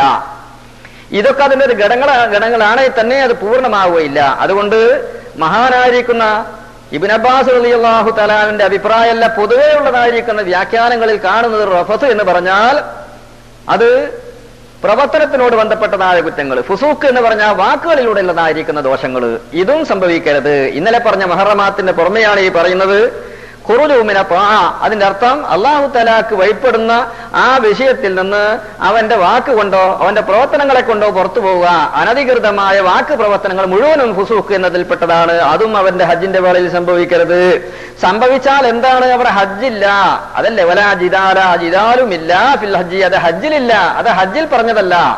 അപ്പൊ ഹജ്ജിൽ പറഞ്ഞതല്ലാത്തൊന്ന് ഹജ്ജിൽ സംഭവിച്ചാലോ അതിന്റെ അർത്ഥം ലാ യസുഹു ഹജ്ജുഹു, അതല്ലെങ്കിൽ വയബഉദു ഖബൂലുഹു, അത് കബൂലാവുക എന്നുള്ള കാര്യം വളരെ ബഈദാകുന്നു. അത് ശ്രദ്ധിക്കാൻ വേണ്ടിയാണ് നമ്മൾ പറയുന്നത്. അപ്പൊ ഇഹ്റാമിലേക്ക് അങ്ങോട്ട് പ്രവേശിച്ചാൽ ഫമൻ ഫറള ഫീഹിൽ ഹജ്ജ, ഹജ്ജോ ഉണ്ടയോ ഇഹ്റാമിലേക്ക് അങ്ങോട്ട് കടന്നാൽ ഈ കാര്യം വളരെ ശ്രദ്ധിക്കണം. ആരെ കുറിച്ചും ഒന്നും പറയാൻ പറ്റുകയില്ല. എന്തിനാണ് നമ്മൾ പറയുന്നത്? എന്താ പരദൂഷണം പറയേണ്ട ആവശ്യം നമുക്കെന്താ? വളരെ കുറഞ്ഞ സമയത്തിന്റെ ഉള്ളിൽ നമുക്ക് അള്ളാഹുവിന് വേണ്ടി എല്ലാം ഉപേക്ഷിച്ചുകൊണ്ട് നാം ഇതിലേക്ക് മാത്രം ഇറങ്ങിത്തിരിച്ചതാ നമുക്ക് 2-3 ദിവസം ഇഹ്റാമിൽ അല്ലെങ്കിൽ മണിക്കൂറുകളോളം ഇതിൽ കാത്തു സൂക്ഷിക്കാൻ കഴിയില്ലെങ്കിൽ പിന്നെ നമ്മൾ ഇതിന്റെ ആവശ്യം എന്താണ്? ഇതിലേക്ക് പോരണ്ടേ? സമ്പത്തുകൾ ചെലവഴിക്കുന്നു, ശരീരത്തിന്റെ കഷ്ടപ്പാടുകൾ അനുഭവിക്കുന്നു, ഒരുപാട് വിലമതിക്കാത്തതായ സമയങ്ങളും ചെലവഴിക്കുന്നത് എന്തിനാ അത് കഴിയില്ലെങ്കിൽ? അതുകൊണ്ട് വളരെ ശ്രദ്ധിക്കാൻ വേണ്ടിയാണ് റബ്ബ് സുബ്ഹാനഹു വ തആല ഇതൊക്കെ പരിചയപ്പെടുത്തുന്നത്. യേശുനി പറയുക, ചില ആളുകൾക്ക് ഇതൊക്കെ പറഞ്ഞ് പരിചയമുള്ള നാട്ടിൽ നിന്ന് വെറുതെ നേരം പോക്കിന് വേണ്ടി അവനെ കുറിച്ച് എന്തെങ്കിലും പറഞ്ഞു, അവൻ ഇങ്ങോട്ട് എന്തെങ്കിലും പറഞ്ഞു, ഇങ്ങനെ യേശുനി പറഞ്ഞിട്ടും കളവ് പറഞ്ഞിട്ടും മറ്റുള്ളവരെ പരിഹസിച്ചിട്ടും കളിയാക്കിയിട്ടും തരം താഴ്ത്തിയിട്ടൊക്കെ ഇങ്ങനെ ജീവിച്ച് പരിചയമുള്ള കുറെ മനുഷ്യന്മാരുണ്ടാവും. നാട്ടിൽ നിന്നൊക്കെ ഗൾഫിലേക്ക് പോകുന്നവരുള്ള തൊഴിലുകൾ, വല്ല കടകളിൽ പോയി ഇരുന്നിട്ടോ അതുപോലെ വല്ല അത്താണിന്റെ മുകളിൽ കയറിയിട്ടോ വല്ല പാലത്തിന്റെ മുകളിൽ കയറി അങ്ങനെയുള്ള ചന്തയിലോ മാർക്കറ്റിലൊക്കെ പോയിട്ട് വെറുതെ എങ്ങനെ എന്തിനാണ് കച്ചറയും സൊറയൊക്കെ പറഞ്ഞിട്ട് ചിരിച്ച് കളിച്ച് മതിച്ചിട്ട് ആ സമയങ്ങളൊക്കെ വേസ്റ്റാക്കി കളഞ്ഞ പരിചയം മറക്കാതെ അങ്ങോട്ട് ഗൾഫിലൊക്കെ പോകുന്ന ആളുകളൊക്കെ ഉണ്ടാവാം. അവരിതൊന്നും മാറ്റിവെക്കാൻ വലിയ പ്രയാസമാണ്. അതുകൊണ്ട് അതിനൊരു പരിധിയാണിത്. ഈ 11ാമത്തെ ഫർള് അതിനൊരു പരിധിയാണ്. അല്ലാഹുവിന്റെ പരിശുദ്ധമായിരിക്കുന്ന കർമ്മം 11ാമത്തെ മഹത്തായിരിക്കുന്ന ഈ ഫർള് അതിനൊക്കെ മാറ്റി വെച്ചിട്ട് നിങ്ങളുടെ ഈമാൻ പരിപൂർണമായി സലാമത്താവാൻ വേണ്ടി ചെറുതും വലുതുമായ സ്വഭാവങ്ങളിലോ അതല്ലെങ്കിൽ പ്രവർത്തനങ്ങളിൽ ഉണ്ടാകുന്ന പോരായ്മകളും കുറവുകളും മുഴുവനും പരിഹരിച്ചിട്ട് നിങ്ങളൊരു മുസ്ലിം ആവട്ടെ, അതിന് വേണ്ടിയാണ് ഈ കാര്യങ്ങളെല്ലാം പറയാൻ വേണ്ടി മഹാനായിരിക്കുന്ന ഇമാം നബി റളിയല്ലാഹു അൻഹു വളരെ പ്രയാസപ്പെട്ടുകൊണ്ട് ഒരു പ്രത്യേകമായിരിക്കുന്ന നിയമങ്ങളൊക്കെ ക്രോഡീകരിച്ചുകൊണ്ട് നമ്മെ പഠിപ്പിക്കുകയാണ്. അപ്പൊ ഫുസൂക്ക് സംഭവിക്കരുത്, എല്ലാം അതിൽ പെട്ടു. കള്ളത്തരം പറയാൻ പാടുള്ളതല്ല. എന്ത് സംഭവിച്ചാലും പറയരുത്. നമുക്ക് എല്ലാവർക്കും എന്നെ പോലെ പല ആളുകൾക്കും ഒരു ദിവസം ഒരു കളവെങ്കിലും പറഞ്ഞില്ലെങ്കിൽ രാത്രി ഉറങ്ങാൻ എന്തൊരു പ്രയാസമാണ്. രാത്രി ഉറങ്ങാൻ വലിയ പ്രയാസമാണ്. അങ്ങനെയാണല്ലോ നമ്മുടെ സാധാരണ രീതിയിലുള്ള സ്വഭാവങ്ങൾ. നമ്മളതിന് വേണ്ടി എന്തെല്ലാം കള്ളത്തരങ്ങൾ പറഞ്ഞു മാറ്റി വെക്കുന്നു. ചില ആളുകൾക്ക് മുമ്പൊക്കെ ആളുകൾ പറഞ്ഞൊക്കെ ഈ ചന്തയിലൊക്കെ പോകുന്ന ആളുകൾ, അതുപോലെ ഇറച്ചിയൊക്കെ വെക്കുന്ന ആളുകൾ, പോത്തിറച്ചിയാന്ന് ചോദിച്ചാൽ വാസ്തവത്തിൽ മൂരിയിറച്ചിയാണ്. അള്ളാഹ്ക്ക് അത് പോത്താണ്. അള്ളാഹ് ഇക്ക നിങ്ങൾ പോത്തായത് കൊണ്ടാണത് മൂരിയിറച്ചിയാന്ന് തിരിയാത്തതെന്ന്. വാസ്തവത്തിൽ കളതരല്ലേ? ചന്തയിൽ കൊണ്ടുപോയതായിരിക്കുന്ന പശുവിന് എത്ര പാല് കിട്ടും? 2 പാല് കിട്ടും. കേൾക്കുന്ന ആളെന്ത് മനസ്സിലാക്കി? 2.5 പാല് എന്നാ. ഇയാളെന്താ പറയുന്നത്? 2 മുക്കി കറന്നാൽ ഉരി പാല് കിട്ടുന്ന. 2 ഉരി എന്ന് പറഞ്ഞാൽ 2 ഉരിയും എന്നാണ് മനസ്സിലാക്കി. 2.5 ഇയാൾക്ക് കളവ് കുറഞ്ഞേ പറ്റുകയുള്ളൂ. അതേ സമയത്ത് ഉരി പാലാ കിട്ടുക എന്ന് പറഞ്ഞാൽ ഒരു പയ്യനെ, ഒരു ഉരി പാലിന് വേണ്ടി ആരെങ്കിലും പയ്യനെ പഠിക്കുവോ? വളരെ ചെറിയ നിസാരക്കാരായിരിക്കുന്ന ആളുകളൊക്കെ 2.5 കിട്ടിയതായാലോന്നാ. ഈ കള്ളൻ പറഞ്ഞതെന്താണ്? 2 ഉരി പാല് കിട്ടും, 2 മുക്കി കുടിപ്പിച്ച് പല പ്രാവശ്യം കറന്നാൽ തന്നെ കഷ്ടി കൈയായിട്ട് ഉരി കിട്ടുന്ന. ആ മൂപ്പര് നുണന്നും പറഞ്ഞിട്ടില്ല. കേൾക്കുന്ന സാധു, എന്നെ പോലുള്ള ഒരു സാധു മനസ്സിലാക്കി എന്താ? 2.5 പാല് കിട്ടുന്ന. ഇതൊക്കെ കള്ളത്ര സൂത്രത്തിലുള്ള കള്ളന്മാരാകുന്നു. പൈസ ഉള്ളതുകൊണ്ട് ഒരു 100 രൂപയുടെവരാണ്. പൊന്നാറ ചങ്ങായിന്റെ കയ്യിൽ ഒരൊറ്റ പൈസ ഇല്ല. പോക്കറ്റിലുണ്ട്, പേഴ്സിലുണ്ട്, പെട്ടിയിലൊക്കെ പൈസ ഉണ്ട്. ഇതെങ്കിലും നമുക്ക് പറഞ്ഞൊപ്പിക്കാതിരിക്കാൻ പറ്റുകയില്ല. എന്നാൽ ഇതൊന്നും നമ്മൾ ഈ ചെയ്യുന്നതായ ആരാധന കർമ്മത്തിനോട് ഒരിക്കലും തന്നെ യോജിച്ചതല്ല. അത് ശ്രദ്ധിക്കാനാണ് നമ്മളൊക്കെ അത് പറയുന്നത്. ഇതൊക്കെ ആവശ്യമാവുന്ന സമയത്ത് ഒരു ബോധം കൂടി ഉണ്ടാവണം. പെട്ടെന്ന് എന്ത് ചെയ്യുക? കള്ളത്തരം പറയാൻ ചാടുമ്പോൾ ഇതൊക്കെ നമ്മുടെ ഇബാദത്തിനോട് ചേർന്നതല്ല എന്ന് ചിന്തിക്കാൻ വേണ്ടിയാവുന്നു. നമ്മുടെ ജീവിതത്തിൽ ശീലമായ കാര്യങ്ങളാണ്. അതൊന്നും അല്ലാഹുവിന്റെ റസൂലൊന്നും ഇഷ്ടപ്പെടാത്തതായിരിക്കുന്ന കാര്യങ്ങളാവുന്നു. അതുപോലെ മറ്റുള്ളവരെ ആക്ഷേപിക്കുക, ഏഷണി പറയുക, മറ്റുള്ള ആളുകൾക്ക് ബുദ്ധിമുട്ടാക്കുന്ന രൂപത്തിൽ എന്തിനൊക്കെ പറയുക, അതൊക്കെ ജീവിതത്തിൽ പലപ്പോഴും വന്നതൊക്കെ പൊറുക്കാനുള്ള അവസരങ്ങളും വേദികളൊക്കെ ഉപയോഗപ്പെടുത്തുക. മൂന്നാമതായി പറയുന്ന ഒലാ ജിദാല, ജിദാലുമില്ല, തർക്ക വിഷയങ്ങൾ ഉണ്ടാക്കരുത്. തർക്കിക്കുക. ഒലോഫി അംദിൻ ഹലാലിൻ, അത് ഒരു ഹലാലായ കാര്യത്തിന് വേണ്ടിയാണെങ്കിലും തർക്കിക്കാൻ പറ്റുകയില്ല. ചില ആളുകൾക്ക് തർക്കം എന്ന് പറഞ്ഞൊരു ഹോബിയാണ്, ഒരു നേരം പോക്കാണ്. എന്ത് പറഞ്ഞാലും തർക്കം. പല ആളുകളൊക്കെ പറയണ്ട തർക്കത്തിൽ വർക്കത്തില്ല. തർക്കം പിടിച്ചു പോകുന്ന കാര്യം അത് ശരിയാവൂല, അതൊരു വർക്കത്തില്ലാത്ത കാര്യമായി മാറുന്നു. വളരെ ശരിയാണത്. പരിശുദ്ധമായ ഖുർആനിൽ പലയിടങ്ങളിലും പറയുന്നു കാണാം, ഒലാ തുജാദിലു ഒല ഫലാ തുമാരി ഫീഹിം, അവർ തർക്കം പാടുള്ളതല്ല, തർക്കം നല്ലതല്ല. നല്ല കാര്യം സ്ഥിരപ്പെടുത്താൻ വേണ്ടിയിട്ട് ചിലപ്പോൾ വാദപ്രതിവാദങ്ങൾ അതൊക്കെ നടത്തേണ്ടി വരും. അതിന് വാസ്തവത്തിൽ ജിദാലി എന്നല്ല, അതിന് മറ്റൊരു പേര് കൊണ്ടാണ്, മുനാവറ എന്നുള്ളതായിരിക്കുന്ന പേര് കൊണ്ടാണ് അത് പരിചയപ്പെടുന്നത്. അതുകൊണ്ട് ആ കാര്യം പറ്റുകയില്ല. ഹലാലായ കാര്യം എങ്ങനെ? ഒരാൾ പറഞ്ഞു ഈ വഴിക്ക് പോലെ നമുക്ക് കുറച്ച് നല്ലത്, ഇതാണ് ഷോർട്ട് വഴി. അപ്പൊ വേറൊരാൾ പറഞ്ഞു അതൊന്നും ഷോർട്ട് വഴിയല്ല, അതിനേക്കാൾ നല്ല വഴിയിതാ. അപ്പോൾ ഇയാൾ പറഞ്ഞു എന്താണ് എനിക്ക് വല്ലതും അറിയാം, ഞാൻ പല പ്രാവശ്യം പോയതല്ലേ ഈ വഴിക്ക്, ഈ ആ വഴിക്ക് പോയിക്കണേ, ഞാൻ ഈ വഴിക്ക് പലപ്പോഴും പോയി നോക്കിയിട്ടുണ്ട്, അവിടെ ആ വഴിക്ക് കിലോമീറ്റർ കൂടുതലാ. അങ്ങനെ ആ വിഷയത്തിനോട് തർക്കം വെച്ചിട്ടി. എന്താപ്പാ പറഞ്ഞത്? ആദ്യം തുടങ്ങി വെച്ചത് ഹലാലാണ്, ഇയാൾ പറയുന്നത് ഹലാലാ, മറ്റാൾ പറയുന്നു ഹലാലാ. ബഹുമാനപ്പെട്ട ഇമാം നബി റളിയല്ലാഹു അൻഹു പറയാണ്, വലഫി അംദിൻ ഹലാലിൻ, അത് ഒരു ഹലാല ഒരു കാര്യത്തിൽ തന്നെയാണ് നിങ്ങൾ തർക്കം തുടങ്ങി വെച്ചതെങ്കിലും ഇത് നിങ്ങളുടെ ഈ ഹജ്ജിൽ ഇത് ചേർന്നതല്ല. അതുകൊണ്ട് നേരത്തെ പറഞ്ഞ 7 മുഹറമാത്തുകൾ ശാരീരികമായി ബാഹ്യമായി ചെയ്യേണ്ട പ്രവർത്തനങ്ങളായതോടുകൂടെ ആന്തരികമായി നമ്മുടെ ഹജ്ജ് നശിപ്പിക്കാൻ പാഴാക്കാനും വേണ്ടി ഇത് ഉപയോഗപ്പെടുത്തുക എന്നുള്ളത് ഒരാൾക്കും ശരിയല്ല. വമാ തഫഅലു മിൻ ഖൈർ, പറഞ്ഞത് മുഴുവനും ഉൾക്കൊള്ളുകയും അനുസരിക്കുക എന്നുള്ള ഖൈറായ വല്ലതും നിങ്ങൾ ചെയ്താൽ അതിനെ റബ്ബ് സുബ്ഹാനഹു വ തആല അറിയുന്നതാണ്. വതസബ്ബദൂ ഫഇന്ന ഖൈറ സാദി തഖ്വാ വത്തഖൂനി യാ ഉലിൽ അൽബാബ്. നിങ്ങളൊരു കാര്യം ചെയ്യണം. സാദ് എന്ന് പറയുന്നതായ ഒരു വസ്തുവുണ്ട്. സാദ് എന്ന് പറഞ്ഞാല് അവന്റെ ശാശ്വതമായ നിലനിൽപ്പിനുള്ള ജീവിത സൗകര്യങ്ങളാവുന്നു, ഭക്ഷണ സൗകര്യങ്ങളാണ്. അത് നിങ്ങൾ ഉണ്ടാക്കണം. നിങ്ങൾ ഭക്ഷണ സൗകര്യം ഉണ്ടാക്കണം. സാധാരണ നമ്മളെ ചോറും കൂട്ടാനും മാത്രമല്ല, നിങ്ങളുടെ റൂഹിയായ ഒരു ഭക്ഷണമുണ്ട്. ശരീരത്തിൽ റൂഹിന് ഭക്ഷണം വേണം. നമ്മൾ കൊടുക്കുന്ന ഭക്ഷണങ്ങളൊക്കെ ആർക്കുള്ളതാണ്? നമ്മുടെ ചോറും കറിയും റൊട്ടിയും എല്ലാം നമ്മുടെ ശരീരമാകുന്ന ഇതിന് കൊഴുക്കാൻ വേണ്ടി, ശരീരത്തിന് കൊഴുപ്പുണ്ടാവാനും വേണ്ടി, തടി കൂടാനും വേണ്ടിയിട്ട്, നമുക്ക് നല്ല ആരോഗ്യമുണ്ടാവാനും വേണ്ടി, നമുക്ക് കളരി പയറ്റുകൾ നടത്താനും വേണ്ടി, അതൊക്കെ ആ ഭക്ഷണം അല്ല ഇവിടെ പറയുന്നത്. നിങ്ങളുടെ റൂഹില്ലേ ശരീരത്തിൽ സഞ്ചരിക്കുന്ന അതിന് ഭക്ഷണം വേണം. ആ ഭക്ഷണം നിങ്ങൾ തയ്യാറാക്കണം. കൈഫർ റഹീലു ബിലാ സാദിൻ ഇലാ വതനി ലാ യൻഫഉൽ മർഅ ഫീഹി ഗൈറു തഖ്വാഹു. എങ്ങനെയാണ് റൂഹിന്റെ ഭക്ഷണമില്ലാതെ കണ്ട് ഒരാൾ യാത്ര പോവുക? ലായംഫഉ ഫീഹി ഗൈറു തഖ്വാഹു, അവന്റെ വതനിലേക്ക് പാർപ്പിടം, അവന്റെ സ്വദേശം, അവന്റെ ജന്മഭൂമി അങ്ങോട്ട് എങ്ങനെയാണ് പോവുക? ജന്മഭൂമി എവിടെയാണ്? നമ്മുടെ എല്ലാവരുടെയും ജന്മഭൂമി മണ്ണിന്റെ അടിയിലാകുന്നു. എല്ലാവരുടെയും സ്ഥലത. ഇബ്രാഹിം റളിയല്ലാഹു തആല അൻഹുവിനോട് ഒരാൾ വന്ന് ചോദിച്ചു. അയാൾ പെട്ടെന്ന് കള്ളു കുടിച്ച് മസ്താനായിരുന്നു. അയാളെ വീട് തെറ്റിപ്പോയി. അയാൾക്ക് വീടിന്റെ മുമ്പിൽ കൂടെ പോയാലും കള്ളുകൂടിയ വീട് അറിഞ്ഞോളന്നില്ല. കള്ള് എന്ന് പറയപ്പെടുന്നവന്റെ ബുദ്ധിയൊക്കെ തകരാറായില്ലേ? അവൻ അദ്ദേഹത്തെ വഴിക്ക് കൊണ്ടിച്ച് കണ്ടപ്പോ ചോദിച്ചു, അല്ല സഹോദര, എവിടെയാണ് എന്റെ വീട്? നിങ്ങളൊന്ന് കാണിച്ചു തരുമോ? അയിന ബൈത്തി, എന്റെ വീട്ടിലേക്ക് എങ്ങനെയാ പോവുക? ഇബ്രാഹിം റളിയല്ലാഹു അൻഹു പറഞ്ഞു, ഞാൻ കാണിച്ചു തരാം, അങ്ങോട്ട് വാ മോനെ എന്ന് പറഞ്ഞ് കൈ പിടിച്ച് കൊണ്ടുപോയി ഖബർസ്ഥാനിൽ കൊണ്ടുപോയിട്ട് കാണിച്ചു കൊടുക്കുക. എവിടെയാണ് നിന്റെ വീട്? ഇതിൽ ഇഷ്ടമുള്ളതിൽ താമസിച്ചോ. കള്ളുകൂടിയനല്ലേ അദ്ദേഹത്തെ അടിച്ചു, ശക്തിയായി അദ്ദേഹത്തെ മർദ്ദിച്ചു എന്നാണ് ചരിത്രങ്ങളിൽ കാണുന്നത്. എന്നാൽ വാസ്തവത്തിൽ നമ്മളെല്ലാവരുടെയും വീട് അത് 6 അടി മണ്ണ് എന്ന് പറയപ്പെടുന്നതായ മണ്ണിന്റെ ഉള്ളിലാകുന്നു. ബുത്തൂനുൽ അർള്, ഭൂമിന്റെ അടിവാരങ്ങളാകുന്നു. അവിടേക്ക് എങ്ങനെയാണ് നീ പോകുന്നത്? സാദ് കൂടാതെ. എങ്ങനത്തെ സാദ്? ലാ യംഫഉ ഫീഹി ഗൈറു തഖ്വാഹു, ഏതൊരു മനുഷ്യനുക്കും അവന്റെ തഖ്വയാകുന്ന ഭക്ഷണമല്ലാതെ ഉപകാരിക്കുകയില്ല. മല്ലം യകുൻ സാദുഹു തഖ്വാ ഫലൈസ ലഹു ഉദ്റുൻ യൗമൽ ഖിയാമത്തി ഇൻദ മൗലാഹു.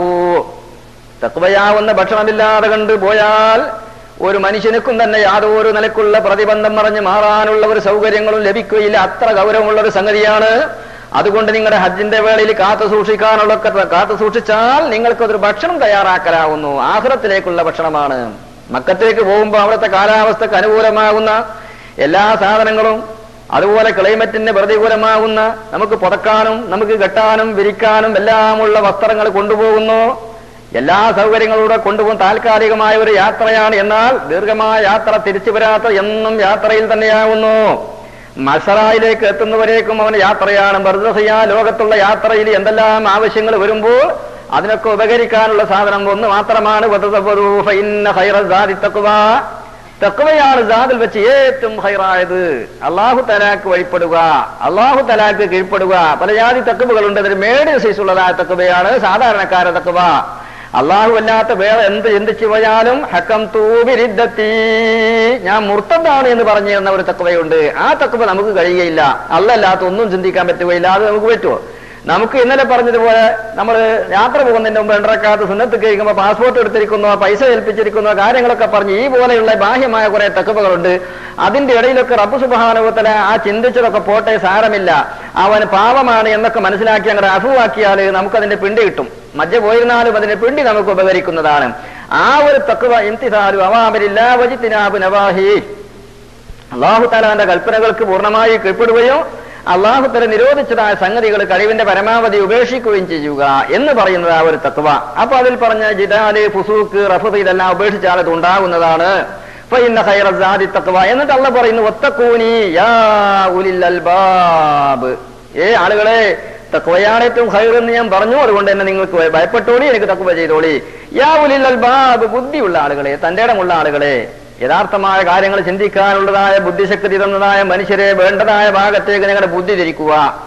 അപ്പൊ അതുകൊണ്ട് ഇഹ്റാമിൽ പ്രവേശിക്കുന്ന ആളുകൾക്ക് ഈ നേരത്തെ പറഞ്ഞതായ ഡ്രസ്സുകൾ, അതുപോലെ സുഗന്ധം ഉപയോഗിക്കുക, പിന്നെ നഖം മുറിക്കുക, മുടി വിൽക്കുക പോലുള്ള കാര്യങ്ങളൊക്കെ നമ്മൾ പറഞ്ഞതിന്റെ പുറമെ ഈ ഒരു കാര്യം കൂടി ശ്രദ്ധയിൽ ഉണ്ടാവണം. ആവശ്യം വരുന്ന സമയത്ത് ഇത് ഉപയോഗപ്പെടുത്തണം. ആവശ്യം വരുന്ന സമയത്ത് ആരും പരസ്പരമായി കലഹിക്കാനോ ഷണ്ട കൂടുവാനോ നമ്മളെ കുറ്റപ്പെടുത്തുവാനോ അല്ലെങ്കിൽ മറ്റവൻ കേൾക്കാത്ത രൂപത്തിൽ അവനെ കുറിച്ച് എന്തെങ്കിലും പറയാനോ, കേൾക്കുന്ന രൂപത്തിൽ തന്നെ പറയാൻ പറ്റുകയില്ല. ഇഷ്ടമില്ലാത്തത് ഗീബത്ത് എന്ന് പറഞ്ഞാൽ സാധാരണ കുറെ ആളുകളൊക്കെ പറയാറുണ്ട്, ഞാൻ എന്ത് കാര്യം തുറന്നടിക്കും, എനിക്ക് ആ പ്രശ്നമില്ല, ഞാൻ അവന്റെ മുഖത്ത് നോക്കിയിട്ട് അത് പറയും. ഇഷ്ടമുണ്ടായാലും വെള്ള ഇഷ്ടമില്ല. എനിക്ക് ഈ ഗീബത്തിന് അമീതൊന്നും എനിക്കറിയില്ല, ഞാൻ ഒരാളെ പറ്റിയ ഗീബത്ത് പറയില്ല, എനിക്കറിയില്ല, ഞാൻ അത്ര ധൈര്യമുള്ളവനാ, ഞാൻ അവന്റെ മുഖത്ത് നോക്കിയിട്ട് പറയും. അപ്പൊ ഇയാൾ പറയണെന്താ, മുഖത്ത് നോക്കി പറഞ്ഞാൽ ഗീബത്തല്ലാന്നാ. നബി സല്ലല്ലാഹു അലൈഹി വസല്ലമ തങ്ങള് സഹാബികളോട് ഗീബത്തിനെ കുറിച്ച് നിങ്ങൾക്ക് വല്ലതും അറിയാമോ? കാലു അല്ലാഹു വറസൂലുഹു അലം, ഞങ്ങൾക്കറിയില്ല. അറിയുന്ന ഒരു കാര്യം ചോദിച്ചാലും സഹാബികൾ റസൂലുള്ളാഹിനോടുള്ള മറുപടി അല്ലാഹു വറസൂലുഹു അലം എന്നാ. അതെന്താ അറിയുന്നത് പറഞ്ഞൂടേന്നാ. അവര് വിചാരിക്കുന്നത് ഞങ്ങൾ പറയുന്ന മറുപടി കൂടാതെ വേറെ എന്തെങ്കിലും കുറച്ച് കൂടുതലായി റസൂലുള്ളാഹിക്ക് വല്ലതും പറയാനുണ്ടെങ്കിൽ ഞങ്ങൾ പറഞ്ഞാൽ അതൊന്ന് നിർത്തിപ്പോകും, അപ്പൊ വേറെ സിയാദത്തിലും ഞങ്ങൾക്ക് കിട്ടുകയില്ല. ഇതിനു വേണ്ടി അദബിന് വേണ്ടി അല്ലാഹു വറസൂലുഹു അലം എന്നവർ പറഞ്ഞിരുന്നു. അപ്പൊ നബി തങ്ങൾ പറഞ്ഞു, ഗീബത്ത് എന്ന് പറഞ്ഞാൽ ദിക്റുക അഹാക ബിമാ യക്റഹു, നിന്റെ സഹോദരിയെ കുറിച്ച് നീ പറയലാണ് ബിമാ യക്റഹു, അവൻ ഇഷ്ടമില്ലാത്തത് പറഞ്ഞ. അപ്പൊ സഹാബികൾ ചോദിച്ചു ഇൻകാന ഫീഹി, അത് അവന് ഉള്ളൊരു കാര്യം തുറന്നു പറഞ്ഞാലോ? ഉള്ളൊരു കാര്യമാണ് അവനോട് തുറന്നു പറഞ്ഞതെങ്കിലോ? നബി സല്ലല്ലാഹു അലൈഹി വസല്ലം തങ്ങൾ പറഞ്ഞു, അത് തന്നെയാണ് ഗീബത്ത്, പരദൂഷണം എന്ന് പറയുന്നത്. നിന്റെ സഹോദരിക്ക് ഇഷ്ടമില്ലാത്തത് പറഞ്ഞത് ഉള്ളത് തന്നെ പറഞ്ഞാൽ ഗീബത്താണ്. അപ്പോ ഇല്ലം യക്കും ഫീഹി, ഉണ്ടായില്ലെങ്കിലോ ഇല്ലാത്തതാണ് പറഞ്ഞതെങ്കിലോ ഫഖദ് ബഹത്തഹു, അവനെ പറ്റി ഇനി ബുഹ്താൻ പറഞ്ഞു, കള്ളപ്പൊള്ള് ചമച്ചിട്ട് അവന്റെ മേൽ ഏൽപ്പിച്ചു. അപ്പൊ നേരിട്ട് പറയുന്നതായ കാര്യം അവന് ഇഷ്ടമില്ലെങ്കിലും ഇഷ്ടമുണ്ടായാലും ആ കാര്യങ്ങൾ ഇഷ്ടമില്ലാത്തൊരു കാര്യമായി പോയാൽ അത് ഗീബത്താണ്. അപ്പൊ ഞാൻ ധൈര്യമായിട്ട് ഞാനുള്ള കാര്യമൊക്കെ തുറന്നു പറയും. ഞാൻ ഗീബത്തൊന്നും ഞാൻ പറയില്ല, ഞാൻ ഏസിനെന്ന് പറയുന്ന ആളല്ല, തുറന്നടിക്കുന്ന ആളാണ്. അപ്പൊ ആ തുറന്നടി ഗീബത്താണ്. അപ്പൊ സഹാബികൾക്ക് സംശയം, അവന് ഗീബത്ത് എന്ന് പറഞ്ഞാൽ അവന്റെ സ്വന്തമായ വ്യക്തിക്ക് മാത്രമാണോ, അവന്റെ കുടുംബത്തിൽപ്പെട്ട ഒരാളെ കുറിച്ച് അവനോട് പറഞ്ഞു? അപ്പൊ അതും അവൻ ഗീബത്ത് തന്നെയാണ്. ഒരു സഹോദരനെ കുറിച്ച് അവന്റെ മക്കളെ കുറിച്ച് പറഞ്ഞതോ അതും ഗീബത്ത് തന്നെയാണ്. അവന്റെ ഭാര്യനെ കുറിച്ച് പറഞ്ഞതോ അതും അങ്ങനെ തന്നെ. അവന്റെ വീട്ടിൽ വളർന്ന കാലികളെ കുറിച്ച് പറഞ്ഞാലോ അതും ഗീബത്ത് തന്നെയാണ്. ഒരാൾ പറഞ്ഞു, എന്റെ വീട്ടിലുള്ളതായ പശു കറക്കുന്ന സമയത്ത് അത് കാലുകൊണ്ട് ചവിട്ടും, അതിനെ കുത്തും, അത് പാല് കറക്കാൻ സമ്മതിക്കുകയില്ല. ഇതെങ്ങനെ മറ്റൊരാൾ അറിയുന്നത്? ആ പശുവിന്റെ ഉടമക്കാരന് ഇഷ്ടമുണ്ടാകുമോ? ഇല്ല. നബി തങ്ങൾ പറയുകയാണ് അത് ഗീബത്താണ്, പരദൂഷണമാണ്, സഹോദരനെ കുറിച്ച് പറയാൻ പറ്റുകയില്ല. അത്ര വിവരമുള്ളതായ സംഗതിയാണ്. അതേ സമയത്ത് പിന്നെ ഉപദേശിക്കുന്നതായിരിക്കുന്ന ആളുകൾക്ക്, മുഅല്ലിമീങ്ങള് വായളീങ്ങള് പോലെയുള്ള ആളുകൾ, അവർക്ക് ഈ പറയുന്ന വാക്കുകളിൽ ഗീബത്ത് വന്നാൽ അത് കുറ്റകരമായ കാര്യമല്ല. ഫാസിഖീങ്ങളായിരിക്കുന്ന ആളുകളെ ഫിസ്കിൽ നിന്ന് പിന്തിരിപ്പിക്കാൻ വേണ്ടി കാര്യങ്ങൾ തുറന്നു പറയാം. ചില ആളുകളോട് നാം വയല് പറയുന്ന സമയത്ത് അവരിലുള്ള കാര്യങ്ങൾ അവർ ശ്രദ്ധിക്കാനും അതിന് പരിഹാരങ്ങൾ ഉണ്ടാക്കാനും പരിവർത്തനങ്ങളിലേക്ക് വന്നു ചേരാനും വേണ്ടി അവരോട് പറയാതെ നോക്കേണ്ടതില്ല. ഒരു താരിഖ് ഫലാത്തായിരിക്കുന്ന മനുഷ്യനോട് എടോ നീ ഇങ്ങനെ നിസ്കരിക്കാൻ നടക്കുന്നൊന്നും ശരിയല്ല, ഇത് മുസ്ലിമീങ്ങൾക്ക് ചേർന്നല്ല, അതല്ല എനിക്ക് നിസ്കരിക്കാൻ പറ്റുകയില്ലെങ്കിൽ ഇജ്ജ് വേറെ വല്ല അമ്പലത്തിലോ ഗുരുവായൂരോ ആ സംഘടനയിലോ മെമ്പറായിക്കോ, മുസ്ലിം ആണെങ്കിൽ നിസ്കരിക്കണം, ഇത് പറയുന്ന അവന് ഇഷ്ടമുണ്ടാവോ? ഇഷ്ടമുണ്ടാവുകയില്ല, ഒരിക്കലും ഇഷ്ടമുണ്ടാവുകയില്ല. അവന്റെ ഇഷ്ടം ആ വിഷയത്തിൽ നോക്കേണ്ടതില്ല. അവനെ ഉപദേശിക്കാൻ വേണ്ടിയാണ്. നല്ല നിലയിൽ ആരുമില്ലാത്തൊരു സമയത്ത് ഉപദേശിച്ചു നോക്കുക. അത് ഫലപ്പെടുന്നില്ല എങ്കിലോ ആളുകളുടെ മധ്യത്തിൽ വെച്ച് പിന്നെ വഷളാക്കിയാൽ നേരാവുമെന്ന് കാണുകയാണെങ്കിൽ അങ്ങനെ ചെയ്യുക. അവനിൽ നിന്ന് വരുന്ന ആ എതിർപ്പുകൾ ശക്തിയായ നിലയ്ക്ക് ഇവന് തടയാനുള്ള യോഗ്യത ഉണ്ടെങ്കിലേ അത് വേണ്ടതുള്ളൂ. അപ്പോഴേ അംറുൽ ബിൽ മഅറൂഫ് നിർബന്ധവുമുള്ളൂ. അപ്പൊ ഏതായിരുന്നാലും ഇതുപോലെയുള്ളതായ പ്രവർത്തന രീതികളൊന്നും നമ്മുടെ യാത്രയിൽ സംഭവിച്ചു പോകുന്നത് വളരെയധികം ശ്രദ്ധിക്കണമെന്ന് ഞാൻ ഊന്നി പറയുകയാണ്. അള്ളാഹു തൗഫീഖ് ചെയ്യുമാറാവട്ടെ. ഇത് ആർക്കും സംഭവിക്കാം, മുസ്ലിയാർക്കും തങ്ങൾക്കും ഹോജക്കൊക്കെ സംഭവിക്കാം. പ്രത്യേകിച്ച് ഇന്ന് കൂടുതലും പരദൂഷണം പറയുന്നത് മുസ്ലിയാക്കന്മാരുടെ ഒരു തൊഴിലാണ്, ഒരു വിഭാഗത്തിന്റെ. എല്ലാ മൂല്യന്മാരെന്നുള്ള അർത്ഥത്തിനല്ല, ഏതൊരു പൊതു കാര്യം പറയുമ്പോഴും അതൊരു ഖാസായ തത്വം ഉണ്ടാവും. മാമിൻ ആമിൻ ഇല്ലാ ബഖുസ. അപ്പൊ എല്ലാ മുല്യക്കന്മാരെന്നോട് പറയുമ്പോൾ എല്ലാ മുല്യന്മാരും കുറ്റം പറയാൻ നല്ലവരില്ലേ? ഉണ്ട്. ഏതൊന്ന് പറഞ്ഞാലും അതിലുണ്ടാവുന്നതാണ്. എല്ലാ മനുഷ്യന്മാരെന്ന് പറഞ്ഞോ അതിൽ മനുഷ്യന്റെ ഒരു പ്രത്യേക മനുഷ്യനുണ്ടാകും. അപ്പൊ പറച്ചിലിൽ അങ്ങനെയാണെങ്കിൽ തന്നെ അതിൽ ഖാസ് ഉണ്ടാവും. അവരൊഴിച്ച് കുറച്ചാളുകൾ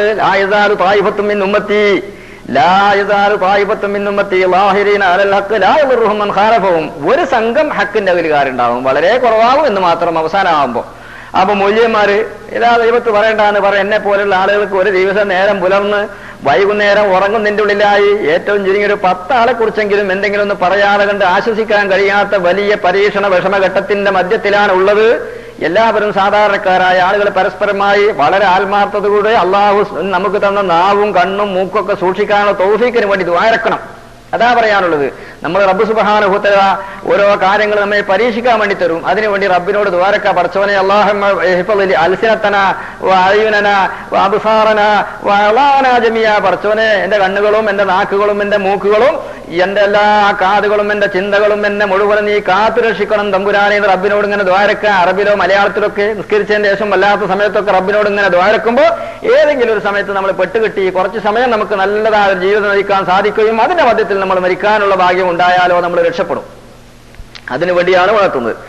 ഇനി ഇഹ്റാം കഴിഞ്ഞാൽ പിന്നീട് നമുക്ക് ശ്രദ്ധിക്കാനുള്ള മറ്റൊരു കാര്യം മക്കായിലേക്ക്, പരിശുദ്ധമായിരിക്കുന്ന മക്കായിലേക്കുള്ള പ്രവേശനമാണ്.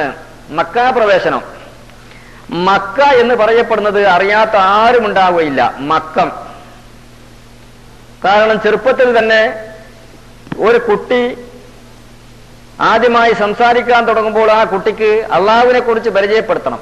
പിന്നീട് മുഹമ്മദ് നബി സല്ലല്ലാഹു അലൈഹി വസല്ലമ തങ്ങളെ കുറിച്ച് പരിചയപ്പെടുത്തുമ്പോൾ ആ പരിചയത്തിൽ കൂടെ വരികയാണ് മൗലിദുഹു ബി മക്കത്തൽ അമീന. നബി സല്ലല്ലാഹു അലൈഹി വസല്ലമ തങ്ങളെവിടെ പ്രസവിച്ചു?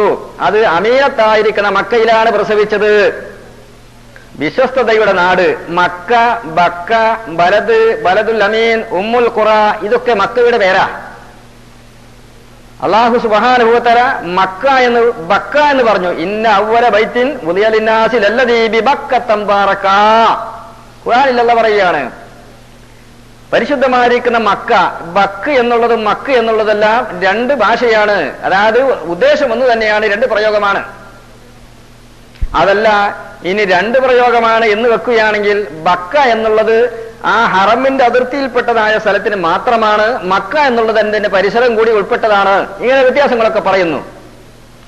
മക്ക എന്ന് പറയുന്നത് അതായത് പെട്ടെന്ന് ആളുകൾ എന്ത് ചെയ്യുന്നതാണ്, ഞെക്കി തരിപ്പണമാക്കി ഒരു പ്രത്യേകമായ ഒരു പരീക്ഷണത്തിലേക്ക് അവരെ നയിക്കുന്നതായ ഒരു വസ്തു എന്ന അതിന്റെ സാക്ഷാൽ ഭാഷപരമായിരിക്കുന്ന അർത്ഥം മക്ക ബക്ക എന്നൊക്കെ പറഞ്ഞ. അബൂജാഹിൽ, ഉത്ബത്ത്, ഷൈബത്ത്, അബൂലഹബ് പോലെയുള്ള കുഫറിന്റെ നേതാക്കള് നബി സല്ലല്ലാഹു അലൈഹി വസല്ലമ തങ്ങൾ വരുന്ന കാലത്ത് റസൂലുള്ളാഹിന്റെ കുടുംബത്തിൽപ്പെട്ട വലിയ മാന്യന്മാരാണെന്ന് നടിക്കുന്ന ഏറ്റവും മോശപ്പെട്ടതായിരിക്കുന്ന അക്രമികള്, ക്രൂര ജനങ്ങള്, അവര് പലതും അവിടെ വെച്ച് പല കൂത്താട്ടങ്ങളും നടത്തിയിട്ട് എന്തും ഞങ്ങൾക്കാവാ എന്നുള്ള അഹങ്കരിച്ച ജനങ്ങളെ അല്ലാഹു സുബ്ഹാനഹു വ തആല അവരെ ഒന്നുമല്ലാതെ നാമാവശേഷമാക്കി. അത് തന്നെയാണ് അത്തരം ആളുകളെ സംബന്ധിച്ച് അവിടെ ഉണ്ടാവുക. മക്കത്ത് എത്തിയാൽ ഏതൊരാൾക്കും അവിടുത്തെ കാലാവസ്ഥ ചെറുതായിട്ടൊരു പകർച്ച സംഭവിക്കാൻ ഒരുപാട് സാധ്യതകളുണ്ട്. അതൊക്കെ ആ മക്കയിലുള്ള ഒരു പരീക്ഷണമാണ്. മുഅ്മിനീങ്ങളായ ആളുകളെ സംബന്ധിച്ചിടത്തോളം അവർക്ക് ക്ഷമിക്കാനുള്ളതായിരിക്കുന്ന അവസരങ്ങൾ അല്ലാഹു തആല ഉണ്ടാക്കി കൊടുക്കുകയും ക്ഷമിക്കുകയും അതിന്റെ പ്രതിഫലങ്ങൾ, ലക്ഷമായ പ്രതിഫലങ്ങൾ ഇന്നല്ലെങ്കിൽ നാളെയായി വാരിക്കോരി അവർക്ക് ലഭിക്കും. അല്ലാത്ത ആളുകൾക്ക് ദേഷ്യവും വിഷമങ്ങളും പ്രയാസങ്ങളൊക്കെ ഉണ്ടാവും. ഒരുപാട് വേണ്ടിയില്ല അടക്കാൻ വേണ്ടി ഇനി ശരീരമൊക്കെ ആകെ ക്ഷീണിച്ച് ഇനി അവിടെ എത്തിയാൽ ജോലിക്കും മറ്റെല്ലാവരും പ്രയാസം വരുമ്പോ എന്ത് നല്ല തടിച്ചു കൊഴുത്ത നല്ല വിരിഞ്ഞ നല്ല മാറും, അതുപോലെ കയ്യിന്റെ മേലെ നല്ല കുസ്തി പിടിക്കാൻ മസിൻസ് ഒക്കെ ഉണ്ടായിരുന്നു. പക്ഷെ ഒക്കെ പോയി. എന്താ പഠിച്ചാലും ചെയ്യുക, ഇതൊക്കെ ഞാൻ തിരിച്ചു കിട്ടുമ്പോഴേക്കിനാ പല നിലക്കും ആഹാരങ്ങൾ കഴിച്ചിട്ടും അതുപോലെ കൃത്രിമ മരുന്നുകളൊക്കെ കഴിച്ചിട്ടൊന്നും ഉഷാറായി വന്നതായിരുന്നു. ഇപ്പോ കണ്ണാടിയൊക്കെ എടുത്ത് കണ്ണൊക്കെ കുടിയിലേക്കാട് പോയി, വളരെ വിഷമം, മുഖമൊക്കെ ക്ഷീണിച്ച് മൊളി പൊന്തി, കാലിന്റെ എല്ലാ സൈഡുകളും പൊട്ടി വിണ്ട് നാശായി, എല്ലാം ആകെ ആളുകൾ ഒരു കോലട് മാറി. അപ്പൊ അങ്ങനെ ചിന്തിക്കുക, വേണ്ടിയിരുന്നില്ല, ഒരുപാട് തടിയൊക്കെ പോയി, ഇനി ഇതൊന്ന് തിരിച്ചു കിട്ടണ്ടേ. ആ വഴിക്ക് ചിന്തിക്കുന്ന എത്രയോ ചെറുപ്പക്കാരായിരിക്കുന്ന യുവാക്കളും ഉണ്ടാകും. അതൊക്കെ അള്ളാഹു കാത്തുരക്ഷിക്കട്ടെ. അള്ളാഹുവിന്റെ പരിശുദ്ധമായിരിക്കുന്ന ഭൂമിയുടെ സ്വഭാവം തന്നെ പറയുകയാണെങ്കിൽ, ഇബ്രാഹിം നബി അലൈഹി സ്വലാം ചൊല്ലുന്ന കാലത്ത് മക്കാ പ്രവേശനം എന്ന് പറയുമ്പോൾ മക്കത്തിനെ കുറിച്ചൊന്ന് മനസ്സിലാക്കണ്ടേ. അതിനാണല്ലോ, അപ്പോഴല്ലേ അതിന്റെ ബഹുമാനം നമുക്ക് ലഭിക്കുകയുള്ളൂ. അതിനാണ് ബഹുമാനപ്പെട്ട ഇമാം നബി റളിയല്ലാഹു അൻഹു പറഞ്ഞു, വലഹാ അസ്മാഉൻ, അതിന് കുറെ പേരുകളുണ്ട്. അതിൽപ്പെട്ടതാണ് മക്ക, ബക്ക, അതുപോലെ ബലദ്. ലാ ഉഖ്സിമു ബിഹാദൽ ബലദ്, ഖുർആനിൽ പറയുകയാണ്, ഈ പരിശുദ്ധമായി നാട് കൊണ്ട് ഞാൻ സത്യം ചെയ്തു പറയുകയാണ്. പിന്നെ ബലദുൽ അമീൻ, വത്തീനി വസ്സൈതൂനി വതൂരി സീനീന വഹാദൽ ബലദിൽ അമീൻ, വിശ്വസ്തതയുടേതായ നാട്. അള്ളാഹു സത്യം ചെയ്യാൻ വേണ്ടി ഉപയോഗിച്ചു ഈ നാടിനെ. ഒത്തീൻ, അത്തിമരം അല്ലെങ്കിൽ അത്തിപ്പഴം, വസ്സൈതൂൻ, സൈത്തൂൻ പഴം അല്ലെങ്കിൽ സൈത്തൂൻ മരം.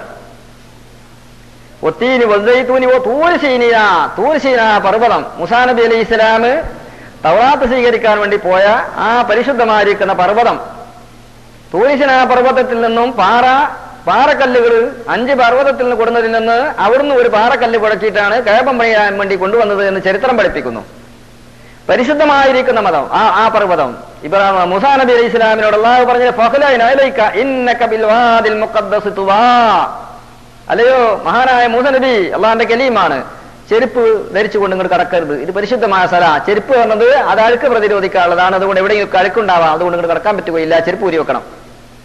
അത്ര പരിശുദ്ധമായിരിക്കുന്ന നാട്. അങ്ങനെ ആ നാടിനെ പറ്റിയൊക്കെ സത്യം ചെയ്തു. അപ്പൊ സൈത്തൂൻ മരം, പിന്നെ അത്തിമരം, പിന്നീട് തൂർസീന പർവ്വതം, തൂർസീന, പിന്നെ വഹാദൽ ബലദിൽ അമീൻ, വളരെ സമാധാനത്തിന്റെ വിശ്വസ്തതയുടേതായ നാട്. അള്ളാഹുവിന് അവന്റെ രാജ്യങ്ങളെ കൊണ്ടോ അവന്റെ മഖ്ലൂഖാത്ത് ഏതുകൊണ്ടും അള്ളാഹ്ക്ക് സത്യം ചെയ്യാം. വല്ലസ്രി, അള്ളാഹു പറയുകയാണ് അസർ നിസ്കാരം, അല്ലെങ്കിൽ ഈ കാലം, ഈ ലോകം മുഴുവനും മനുഷ്യന്റെ അനുഭവത്തിലുള്ളതല്ലേ, ഇങ്ങനെ സത്യം ചെയ്യാം. മനുഷ്യർക്ക് അള്ളാഹിനെ കൊണ്ട് സത്യം ചെയ്യാൻ പറ്റുള്ളൂ, അള്ളാഹുവിനെ കൊണ്ടോ അള്ളാഹിന്റെ അസ്മാകളെ കൊണ്ടോ സത്യം ചെയ്യാൻ പറ്റുള്ളൂ. നബി സല്ലല്ലാഹു അലൈഹി വസല്ലമ തങ്ങളുടെ പേര് പോലും പറഞ്ഞിട്ട് സത്യം ചെയ്യാൻ മനുഷ്യർക്ക് അനുമതിയില്ല. അമ്പിയാക്കളെ കൊണ്ട് സത്യം ചെയ്യാം, അള്ളാഹുടെ റസൂലിനെ തന്നെ എന്ന് പറയാൻ പറ്റുകയില്ല. വല്ലാഹി തമ്പുരാനെ തന്നെയാണ്, റഹ്മാനി റഹ്മാനായ റബ്ബിനെ തന്നെയാണ്, റഹീം ഇങ്ങനെയുള്ള അസ്മാകളെ കൊണ്ട് പറയാം. മറ്റത് മനുഷ്യർക്ക് പറ്റുകയില്ല. സാധാരണ നമ്മളൊക്കെ എന്ത് ചെയ്യുന്നതാണ് ഇതിന് കാര്യങ്ങളൊക്കെ പറയുമ്പോൾ എന്നെ തന്നെയാണ് അതിൽ ഞാൻ ഇരിക്കുന്ന ഈ മരത്തിന്റെ കട്ട മുട്ടിയെ തന്നെ. പെണ്ണുങ്ങളൊക്കെ എന്തെങ്കിലുമൊക്കെ ഭക്ഷണം കഴിക്കാൻ മുമ്പൊക്കെ ചില ചെറിയ ഈ പലക എന്ന് പറഞ്ഞ ചെറിയ കാല് കൊണ്ടിരിക്കുന്ന പലന്റെ മുകളിൽ ഇരിക്കും. സത്യം ഞാൻ ഈ നീരില്ലാത്ത മരത്തിന്റെ മുകളിലാണ് ഞാൻ ഇരിക്കുന്നത്. ഈ മരത്തിനെ തന്നെയാണ് സത്യം. കുട്ടിക്ക് മുലമെടുക്കാതിരിക്കുകയാണെങ്കിലോ ഇതാ എന്റെ മടിയിൽ നിന്ന് മുലമെടുക്കുന്ന ഈ ചോര കുഞ്ഞിനെ തന്നെയാണ് സത്യം. അപ്പൊ കേൾക്കുന്ന ആൾക്ക് പാവട്ട ആ പെണ്ണ് ഈ കുട്ടിനെ കൊണ്ടൊക്കെ സത്യം ചെയ്തുകൊണ്ടാണ് ആ കാര്യം വളരെ ശരിയാ. ഭക്ഷണം കഴിക്കാതിരിക്കുകയാണെങ്കിലോ ഇതാ ഈ അന്നത്തിന്റെ മുമ്പിൽ ഇരുന്നാ ഞാൻ പറയണത്, ഈ അന്നത്തിനെ തന്നെയാണ് സത്യം. എന്റെ കയ്യിൽ ഒരു ഗ്ലാസ് വെള്ളം, ഈ വെള്ളത്തിന് തന്നെയാണ് സത്യം. ഇങ്ങനെ വലിയ ബമ്പടിച്ചിട്ട് സത്യം ചെയ്യാറുണ്ട്. ഇതൊന്നും ഇസ്ലാമികമല്ല, മുസ്ലിമീങ്ങൾക്ക് ചേർന്നതുമല്ല. പെണ്ണുങ്ങൾ വളരെ ശ്രദ്ധിക്കണം. അധികം ഇതൊക്കെ പെണ്ണുങ്ങളിൽ വരാനുള്ള സാധ്യതകൾ കൂടുതലാ. പിന്നെ ഏർവാടി ശുഹദാക്കൾ തന്നെയാണ് സത്യം. അതും പറ്റില്ലേ? ഏർവാടി ശുഹദാക്കള് അത് മഹലൂക്കല്ലേ? എന്നാ മമ്പർത്ത് തങ്ങളുടെ കാലോ അത് കള്ളമാർക്കുള്ളതാ. മമ്പർത്ത് തങ്ങളുടെ കാല് തന്നെ കള്ളസത്യം ചെയ്യാനേ. മമ്പർത്ത് തങ്ങളെന്ന് എപ്പോഴാണ് മുഖത്തേക്ക് ചവിട്ടിയിട്ടെന്നറിയില്ല. കള്ളസത്യം ചെയ്യാൻ വേണ്ടി മമ്പർത്ത് തങ്ങളെ കാല് പിടിക്കുമ്പോ ഏത് സമയത്തും ചവിട്ട് പ്രതീക്ഷിക്കാം. ജമാന്റെ കുത്തുബാണ് എന്ന് മാത്രമല്ല, മമ്പർത്ത് തങ്ങളുടെ സംഭവങ്ങൾ വളരെ വിശാലമായ സംഭവമാണ്. ഞാൻ ആ വയ്ക്കൊന്നും പോകുന്നില്ല. മമ്പർത്ത് തങ്ങളുടെ സ്ഥിതി ഒരു ചെറിയൊരു ഉദാഹരണം ഞാൻ പറഞ്ഞുതരാം. ചരിത്രങ്ങളിൽ കാണുകയാണ്. പള്ളിയിൽ ജുമാക്ക് വന്നിട്ട് അദ്ദേഹം എന്ത് ചെയ്തു, ഖത്തീബ് കുത്തുബോധുന്ന സമയത്ത് ഏകദേശം ഒരു പകുതിയായപ്പോ ഒരു ജുമാ കൂടാതെ എഴുന്നേറ്റ് പോയി. ജുമാ കൂടിയില്ല. അപ്പോൾ സാധാരണ ഇപ്പൊ നമ്മൾക്കൊക്കെ സംഭവിക്കുകയാണെങ്കിൽ പിന്നെ അയാൾ നാട്ടിൽ ജീവിക്കണ്ട. അപ്പൊ അന്വേഷിച്ചു എന്താണിപ്പോ തങ്ങൾ പാപ്പ ജുമാ കൂടാതെ എഴുന്നേറ്റ് പോയത്. മൂപ്പര് ആ ഖത്തീബിന്റെ ഖുത്തുബന്റെ മധ്യത്തിൽ ഖത്തീബിന്റെ ഒരു പശുവിനെ കാണാതായിരുന്നു. മെമ്പറിന്റെ മോൾ ഇങ്ങനെ കയറിയപ്പോ ഈ കൊണ്ടുപോയ ആളിൽപ്പെട്ട സംശയിക്കപ്പെടുന്ന ഒരാളവിടെ ഉണ്ട്. ഇൻഷാ അല്ലാഹ് ഖുത്തുബ കഴിഞ്ഞ് നിസ്കാരം കഴിഞ്ഞ മൂപ്പറിനെ പിടികൂടണം എന്ന് മെമ്പറുടെ മോൾ വെച്ചിട്ട് എന്തായി, ഇയാൾ പരിപാടി ഇട്ടു. ആര്? ഖത്തീബ്. അത് ആരാ അറിഞ്ഞത്? മമ്പർത്ത് തങ്ങൾ നബ്ബറല്ലാഹു മർഖദഹു വനഫഅനാ ബിഹി ഫിദ്ദാറൈൻ വഹശറനാ മഅഹു ഫി ജന്നാത്തിൻ നഈം. എഴുന്നേറ്റ് പോയി. അപ്പൊ മനസ്സിന്റെ ഉള്ളിൽ അയാൾ വിചാരിച്ചൊക്കെ മൂപ്പരെങ്ങനെ അറിഞ്ഞത്? അപ്പൊ അങ്ങനത്തെ മമ്പർത്ത് തങ്ങളെ കാല് പിടിച്ചിട്ട് കള്ളസത്യം ചെയ്യാൻ വേണ്ടി വല്ല കള്ളന്മാർ ഈ കൂടുതലുണ്ടെങ്കിൽ വല്ല നാട്ടുകാരെ കാര്യം പറഞ്ഞ കാര്യമില്ലല്ലോ. ആ ആൾക്കാർ അങ്ങനെ ചെയ്ത് നമ്മുടെ കാര്യത്തിൽ വെമ്മ പറയണത്. വല്ല പെണ്ണുങ്ങളോ ആരെങ്കിലോ എല്ലാ ആണുങ്ങളോ വല്ല കള്ളന്മാരുണ്ടെങ്കിൽ വളരെ ശ്രദ്ധിച്ചോളി. ചവിട്ട് കിട്ടും, മൂത്ത് ഏത് സമയത്തും കിട്ടും. കള്ളസത്യം ചെയ്യാൻ വേണ്ടി കാര്യം സത്യം ചെയ്യാൻ പറ്റുമോ? അതും പറ്റൂല. ഏതൊരാളെ കൊണ്ടും പറ്റില്ല. അമ്പിയാ മുർസലീങ്ങളെ കൊണ്ട് പറ്റുകയില്ല. പിന്നെ ബാക്കിയുള്ളവരെ കൊണ്ട് പറ്റും. അള്ളാഹു തആലാക്കോ അവൻ എന്തുകൊണ്ടും പറ്റും. ഇപ്പൊ കുട്ടികളെ കൊണ്ടോ ചോരക്കുട്ടിയാലും വേണ്ടില്ല, അതല്ല ചോര ഇല്ലാത്ത ഉണങ്ങിയ കുട്ടിയാലും വേണ്ടില്ല. ചില ആളുകൾ എന്റെ മരിച്ചുപോയ വാപ്പാനെ തന്നെയാണ് സത്യം. അള്ളാഹ് വാപ്പ മരിച്ചതിനൊക്കെ സത്യം ചെയ്താല് ചില ആളുകൾ ദേഷ്യം പിടിക്കുമല്ലോ. വാപ്പ മരിച്ചൊരു വാപ്പാനെ പറ്റി എടാ എന്റെ വാപ്പാട് പോയി പറയാറിഞ്ഞാല് ഹയാത്തുള്ള അവൻ പറഞ്ഞാൽ വെച്ചാൽ ഹയാത്തുള്ള വാപ്പാനെ പിന്നെ അവൻ മരിച്ച വാപ്പാനെ വിളിച്ചതേ മേൻ ചൂടാവൂലോ. നബി സല്ലല്ലാഹു അലൈഹി വസല്ലം ഞങ്ങൾ പറയണ്ടായി, നിങ്ങളാരും ലാ തസുബ്ബു ആബാഅക്കും, നിങ്ങളുടെ മാപ്പാമാരെ ചീത്ത പറയരുത്. സഹാബികൾ ചോദിച്ചു, കൈഫ നസുബ്ബു ആബാഅനാ യാ റസൂലല്ലാഹ്, നബി ആരെങ്കിലും ആബാനെ ചീത്ത അറിയോ? അപ്പൊ റസൂലുള്ളാഹി സ്വല്ലല്ലാഹു അലൈഹി വസല്ലം തങ്ങൾ പറഞ്ഞു, നിങ്ങൾ മറ്റേ സഹോദരന്റെ വാപ്പാനെ നിങ്ങൾ ചീത്ത പറഞ്ഞപ്പോൾ ആ ചീത്ത കാരണമായി അവൻ നിങ്ങളുടെ വാപ്പാനെ ഇങ്ങോട്ട് ചീത്ത പറഞ്ഞു. അപ്പൊ നിങ്ങളുടെ വാപ്പാന്റെ ചീത്ത അവന്റെ അടുത്ത് പൈസ കൊടുത്തിട്ട് നിങ്ങൾ വാങ്ങിയതാണ്. അത് നിങ്ങൾ ചെയ്യരുത്. ആ വാപ്പാനെ പറയാനുള്ള സ്വഭാവം കൂടി പറ്റുകയില്ല എന്നാണല്ലോ നമ്മൾ ചിന്തിക്കേണ്ടത്. ഏതായിരുന്നാലും ആവട്ടെ, അള്ളാഹുവിന്റെ പരിശുദ്ധമായ ഭൂമിക്ക് ബലദുൽ അമീൻ എന്ന് പറയപ്പെടുന്നത് ആ ഒരു പേരുണ്ട്.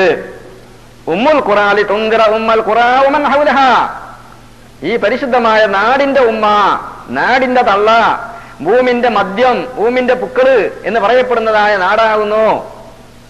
അങ്ങനെയുള്ള ഈ പരിശുദ്ധമായ നാട്, അതാണ് മക്ക എന്ന് പറയപ്പെടുന്ന, അങ്ങോട്ട് പ്രവേശിക്കുമ്പോൾ ചില പ്രത്യേകമായ കാര്യങ്ങളൊക്കെ നമ്മൾ ശ്രദ്ധിച്ചിരിക്കേണ്ടതുണ്ട്.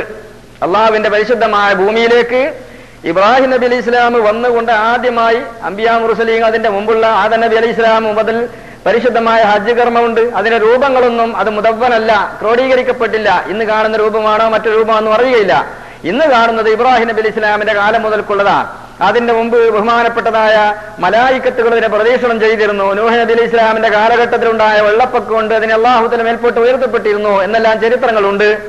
ഇബ്രാഹിം നബി അവിടെ വരുമ്പോൾ അവിടുത്തെ അവസ്ഥ എന്താ?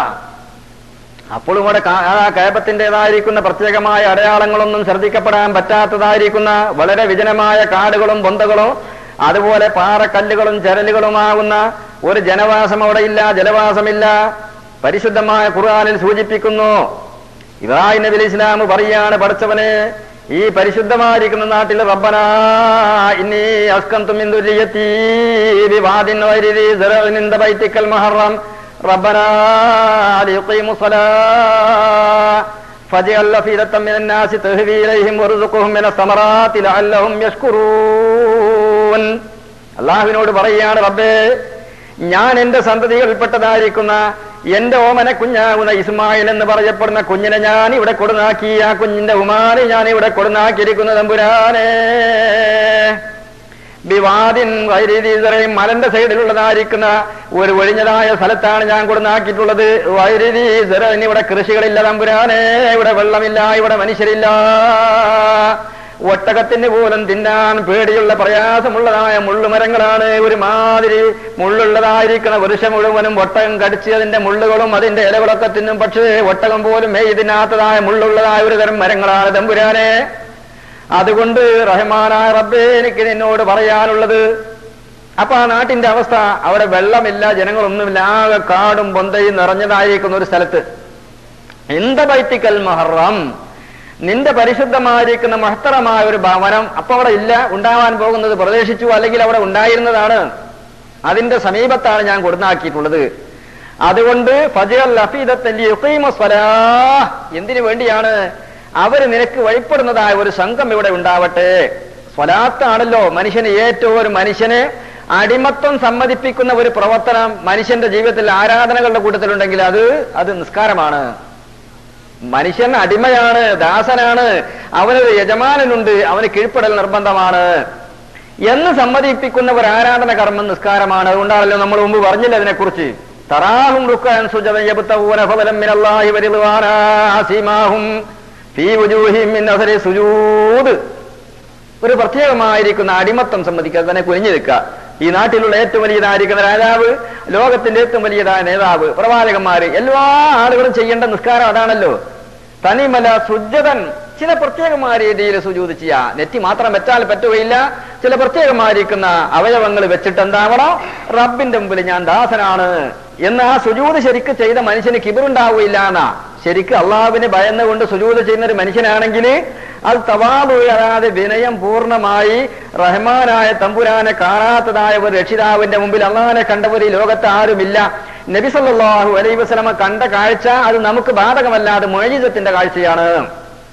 മൂസാ നബി അലൈഹി ഇസ്ലാം അള്ളാഹിനെ കാണാൻ വേണ്ടി ആവശ്യപ്പെട്ടു, റബ്ബന പടച്ചവനെ എനിക്ക് നീ കാണിച്ചു തരണം, ഞാൻ ആഗ്രഹിക്കുന്നു തമ്പുരാനെ, നിന്റെ മുഖം കാണാൻ വേണ്ടി ആഗ്രഹിക്കുകയാണ് തമ്പുരാനെ, ഞാൻ നിന്നിലേക്കൊന്ന് നോക്കട്ടെ, ഒന്ന് കാണിച്ചു തരണമെന്ന് പറയുമ്പോ അള്ളാഹിന്റെ കൽപ്പനയുള്ളത്, അള്ളാഹിന്റെ മറുപടിയിൽ എന്തറായി, നിങ്ങൾ എന്നെ കാണുകയില്ല, അത് പറ്റുകയില്ല പടച്ചവനെ, എന്നെ കാണണം എനിക്ക്.